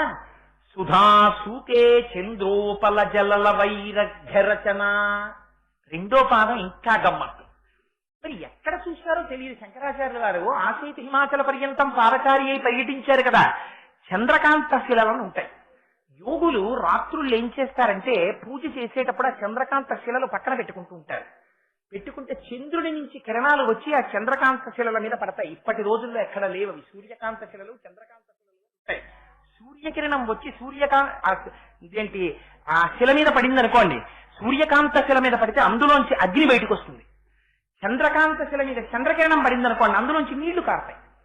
నీళ్లు కారితే వాళ్ళు ఏం చేసేవారంటే గిన్నెతో పక్కనున్న రాతితో నీరు పట్టి ఆ నీరు హస్తయో అర్ఘ్యం సమర్పయామి, పాదయో పాద్యం సమర్పయామి, ముఖే ఆచమనీయం సమర్పయామి అని 3 మార్లు ఇస్తాం కదా. ఆ 3 మార్లు ఇచ్చేటటువంటి ఆ చంద్రుడికి మకర సంక్రాంతి నాడు రాత్రి చంద్రుడికి కూడా పూజ చేస్తారు. చేసినప్పుడు ఇంకా వేరే నీళ్లు తేరు. ఈ అంటే ఒకప్పుడు ఒక యోగులు, ఇప్పుడు అందరూ తమిళనాడులో అలా చేస్తున్నారు అనుకోకండి, చంద్రకాంత శిలలే లేవు ఇప్పుడు. అందుకని చంద్రకాంత శిల పక్కన పెట్టుకుని చంద్రుడి కిరణాలు వచ్చి చంద్రకాంత శిల మీద పడితే ఆ శిలలోంచి కరిగి నీళ్లు వస్తే ఆ నీళ్లే పట్టుకుని చంద్రుడికి అర్ఘ్యం ఇస్తే ఎంత గొప్పగా ఉంటుంది. అలా ఉందమ్మా నేను నీ గురించి సౌందర్యలహరి చెప్పడం. నువ్వు తల్లివి, చంద్రుడిలా చల్లటి తల్లివి. నీ కిరణాలు నా మీద పడ్డాయి. నేను శిల లాంటి వాడిని, రాతి లాంటి వాడిని అమ్మా. ఇది శంకరుల మాట. నేను రాయి లాంటి వాడిని, నా మనస్సు రాయి. కానీ నీ యొక్క కిరణములు నా మనస్సు మీద పడి కరిగింది ఆ మనస్సు. అందులోంచి కొద్దిగా 4 మాటలు వచ్చాయి. ఆ మాటలతో మళ్ళీ నీకే అర్చన చేశాను. ఇందులో నా గొప్పతనం ఏమైనా ఉందా అమ్మా? చంద్రకాంత శిల మీద చంద్రకిరణాలు పడి నీళ్లొస్తే ఆ నీళ్లతో చంద్రుడికి అర్చించినట్టు మళ్ళీ తిరిగి నీకే నేను అర్చన చేస్తున్నాను. చాలా గొప్ప విషయం ఏమిటో తెలుసా అమ్మా? ఇందులోనూ స్వకీయై అంబోభి కలినిధి సౌహి చకరణం. ఇది మరీ గమ్మత్తైన మాట. కేతు అని మనకు ఒక క్షేత్రం ఉంది, రామేశ్వరం. రామేశ్వరం వెడతాను అనకూడదు, వెళ్ళాలంతే. భగవంతుడు తీసుకెళ్ళాలి అనాలంతే. ఆ రామేశ్వరంలో ఒక చిత్రమైనటువంటి క్షేత్రం. సముద్ర స్నానం ఎప్పుడు పడితే అప్పుడు చెయ్యకూడదు, పర్వదినాల్లోనే సముద్ర స్నానం. రామేశ్వరంలో గొప్పతనం ఏమిటో తెలుసా అండి? రామేశ్వరం వెడితే సముద్ర స్నానం చేయాలి. ఎప్పుడు వెళ్ళండి మీరు, పర్వదినాలే అక్కర్లేదు, ఏ రోజున వెళ్ళినా సముద్ర స్నానం. నాకు రామేశ్వరం అనేటప్పటికీ నాకు ఆ కళ్ళల్లో రామేశ్వర క్షేత్రం, ఆ సముద్రం లోపల అన్ని కెరటాలున్నా ఎందుకో రామేశ్వరం ఒడ్డు దగ్గరికి వచ్చేటప్పటికి మాత్రం చిన్ని చిన్ని కెరటాలు, ఆ 4 అడుగులు దాటి వచ్చేటప్పటికి ఎదురుగుండా ద్వాదశ జ్యోతిర్లింగాలతోటి కంచిపీఠం వాళ్ళు నిర్మించినటువంటి అద్భుతమైన ఆలయం. అది దాటి కొంచెం ముందుకొస్తే కరివినవారి సత్రవు, ఇంకా దాటి కొంచెం ముందుకొస్తే పెద్ద రాజద్వారం. రాజద్వారంలోంచి లోపలికి వెడితే ఆ లోపల నూతుల్లో స్నానం చేసి తడి బట్టలతో, గైడ్ లేకపోతే ఎక్కడున్నామో తెలుసుకోలేక ఆ గుళ్ళో తిరుగుతున్నటువంటి భక్తులు, తడి ఒళ్లతో తిరుగుతున్న వాళ్ళు. ఇంకా కొంచెం లోపల పెడితే పెద్ద మంటపం, ఆ మంటపంలో పెద్ద శివలింగం, రామచంద్రమూర్తి ప్రతిష్ట, దానికి నీరాజనం, దానికి నాగపడగ పుష్పాలతో చేస్తున్నటువంటి పూజ. ఆ వెళ్లేటప్పుడు బయటే హనుమ, ఆయన తోకకి చుట్టి శివలింగాన్ని పీకుతున్నప్పుడు గట్టిగా నొక్కినప్పుడు కిందకి దిగిన భూమి, ఇవన్నీ జ్ఞాపకానికి వస్తాయి మనకి రామేశ్వరం అనేటప్పటికి. అందుకని ఆ రామేశ్వర క్షేత్రంలో సముద్ర స్నానం చేస్తారు. చేసినప్పుడు గమ్మత్తు ఏమిటో తెలుసా అండి? సముద్రంలో నిలబడి స్నానం చేసి సలిల నిధి అంటారు. అందుకే శంకరాచార్యులు వారు, నీరంతా సముద్రమే కదా, నదులన్నీ సముద్రంలో చేరుతాయి. అక్కడికి వెళ్ళి మనం ఏం చేస్తాం? వరుణ పూజ చెయ్యాలి, సముద్రుడికి పూజ చెయ్యాలి. సముద్రుడికి పూజ చేయడానికి మళ్ళీ ఎవరో చెంబుతో నీళ్ళెత్తికి వెళ్ళవు. ఆ సముద్రంలో నిలబడి మునకలు వేసేసి అందులో సముద్ర స్నానం చాలా సరదాగా ఉంటుంది. ఇంతకు ముందు చెయ్యమేమో 80 ఏళ్ల ముసలాన్ని కూడా ఓ పట్టాన బయటికి రాడు. అందులో స్నానం చేసి అందులో మరి సముద్రుడి ఆజ్ఞ ఏమిటో కానీ అక్కడ రామచంద్రమూర్తి ఆజ్ఞ పెద్ద పెద్ద కెరటాలు రావు. ఎంత దూరం వెళ్ళినా ఇసుకే. చక్కగా కింద పడి మీద పడి స్నానాలు చేసేసి ఆ తడి బట్టలతో అందరూ చేతులట్టుకుని ఫోటోలు తీయించేసుకుని అక్కడికో బ్రహ్మగారు వస్తారు, ఆచమనం చేయండి అంటారు. ఏదో నీళ్లు చేతిలో వస్తారు కదా, ఆ నీళ్లు మనం తాగలేం కాబట్టి ఆచమనం చేసేసి హస్తయోహ అర్ఘ్యం సమర్పయామి. ఎక్కడి నుంచి ఇస్తారు? సముద్రుడికి అర్ఘ్యం ఇవ్వాలి మీరు. సముద్రుడు ఎంత ఉంటాడు? అంత సముద్రుడు. ఆయనకి అర్ఘ్యం ఎక్కడి నుంచి ఇస్తారు? ఇక్కడ నీళ్లే తీసి హస్తయోహ అర్ఘ్యం సమర్పయామి, పాదయోహ పాద్యం సమర్పయామి.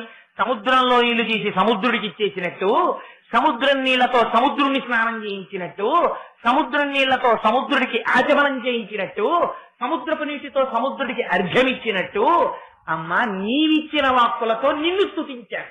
నా గొప్పే ఉందమ్మా ఇందులో, సౌందర్యలహరి శంకరులు రాశారనడానికి నా గొప్ప ఏమైనా ఉందా అమ్మా? నా గొప్ప ఏమీ లేదు అమ్మా. నేనేం చేశానో తెలుసా?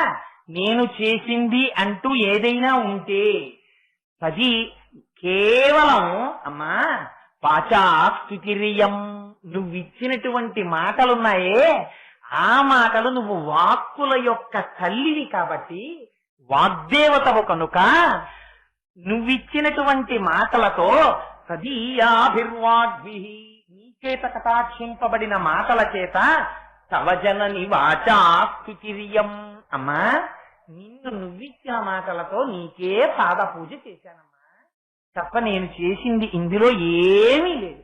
వినమ్రుడనై చేతులు కట్టుకుని నీ పాదాల దగ్గర పిల్లవాడనై నిలబడ్డాను.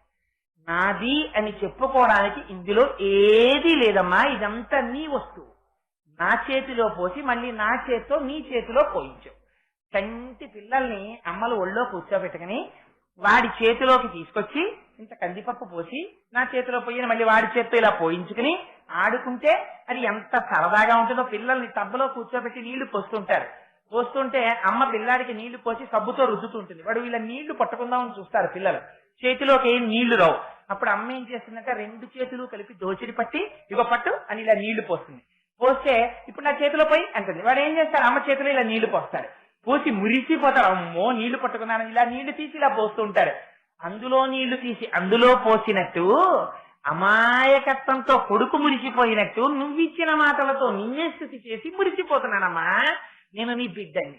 ఇంతకన్నా సౌందర్యలహరిలో నా పాత్ర ఏది లేదు అని చేతులు కట్టుకు నిలబడిపోయారు శంకరాచార్య. ఈ శంకరుల వినయం అంటే. ఇప్పుడు చెప్పండి, ఇన్ని బీజాక్షరాలతో ఇంత దర్శనం చేసినటువంటి శంకరుల పేరు చెప్పుకు బతుకుతున్న వాళ్ళు 4 మాటలు చెప్పి ఇది నేను చెప్పానని ఎవరైనా అంటే వాడికి శంకరుల పేరెత్తే అర్హత వాడికి ఉన్నదా? ఏది చెప్పినా ఇది పరమేశ్వరుడు పలికించాడు తప్ప నాకు చేతనైనది కాదు, నేను చెప్పగలిగిన వాడను కాను అన్న మాట నువ్వు అనని నాడు శంకరుల పేరెత్తడానికి నీకున్న నైతిక హక్కు ఏమిటి? ఈ మాట అని తీరాలి. నువ్వు శంకరుల పాదాలు పట్టుకున్న వాడివైతే శంకరుల దగ్గర నేర్చుకో, ఎలా బతకాలో ఎలా మాట్లాడాలో. అది నీకు చేత కానప్పుడు నీకు శంకరుల పేరెత్తే అధికారం లేదు. ఇది శంకరుల యొక్క వినయం అంటే, ఇది శంకరుల యొక్క విధేయత అంటే. అందుకని మహానుభావుడు జగద్గురువై నిలబడ్డారు. అంతటి మహాపురుషుడు కనుక నాకేం తెలుసని సౌందర్యలహరి 9 రోజులు చెప్తావా అంటే తప్పకుండా చెప్పేస్తానండి అంటే, అయ్యో వీడి శక్తిని చూసుకోకుండా సంసిద్ధమయ్యాడని ఆ శంకరులు నా యందు కృప చేసి ఆ అమ్మ నన్ను కటాక్షించి నాలో ఊపిరై నాలో వాక్కై ఆ తల్లి ప్రకాశించి 4 మాటలు చెప్పిస్తే, అయ్యో మనం కూర్చోకపోతే వీడెవరికి చెప్పుకుంటాడు, మనందరం కూర్చుంటే నేను చెప్పుకున్నానని వీడు మురిసిపోతాడని నా యందు కృపతో మీరు కూర్చున్నారు తప్ప మీలో ఎవరు నా దగ్గర వినవలసిన వాళ్ళు? అందరూ నాకు చెప్పగలిగిన వాళ్లే, కానీ నా దగ్గర వినవలసిన అగత్యం ఉన్నవారు లేరు. ఇది మీ వినయ సంపత్తి. ఇంత వినయం కలిగిన వారు కనుక ఒక్క 2 మాటలు చెప్తాను. ఇంత సౌందర్యలహరి మనం 9 రోజులుగా 9 ప్రసంగాలుగా విన్నాం కనుక అనుభవుడు సుందర చైతన్య స్వామీజీ చేయిస్తూ ఉంటారు. ఒక్క 2 మాటలు నేను చెప్తాను, మీ అందరూ కూడా అమ్మ పొంగిపోయేటట్టు, ఈ ప్రాంతమంతా పునీతమైపోయేటట్టు ఒక్కసారి స్తోత్రకర్త అయినటువంటి శంకరులు గురువుల పాదములకు నమస్కరించిన నాడు, విశేషించి ఆషాఢమాసం శంకరుల కృప మనయందు ప్రసరించిన నాడు, ఆయన చూసుకుంటారు మనకేం కావాలో. అమ్మ పాదాల్ని ఆయనే తెచ్చి మన తల మీద పెట్టిస్తారు.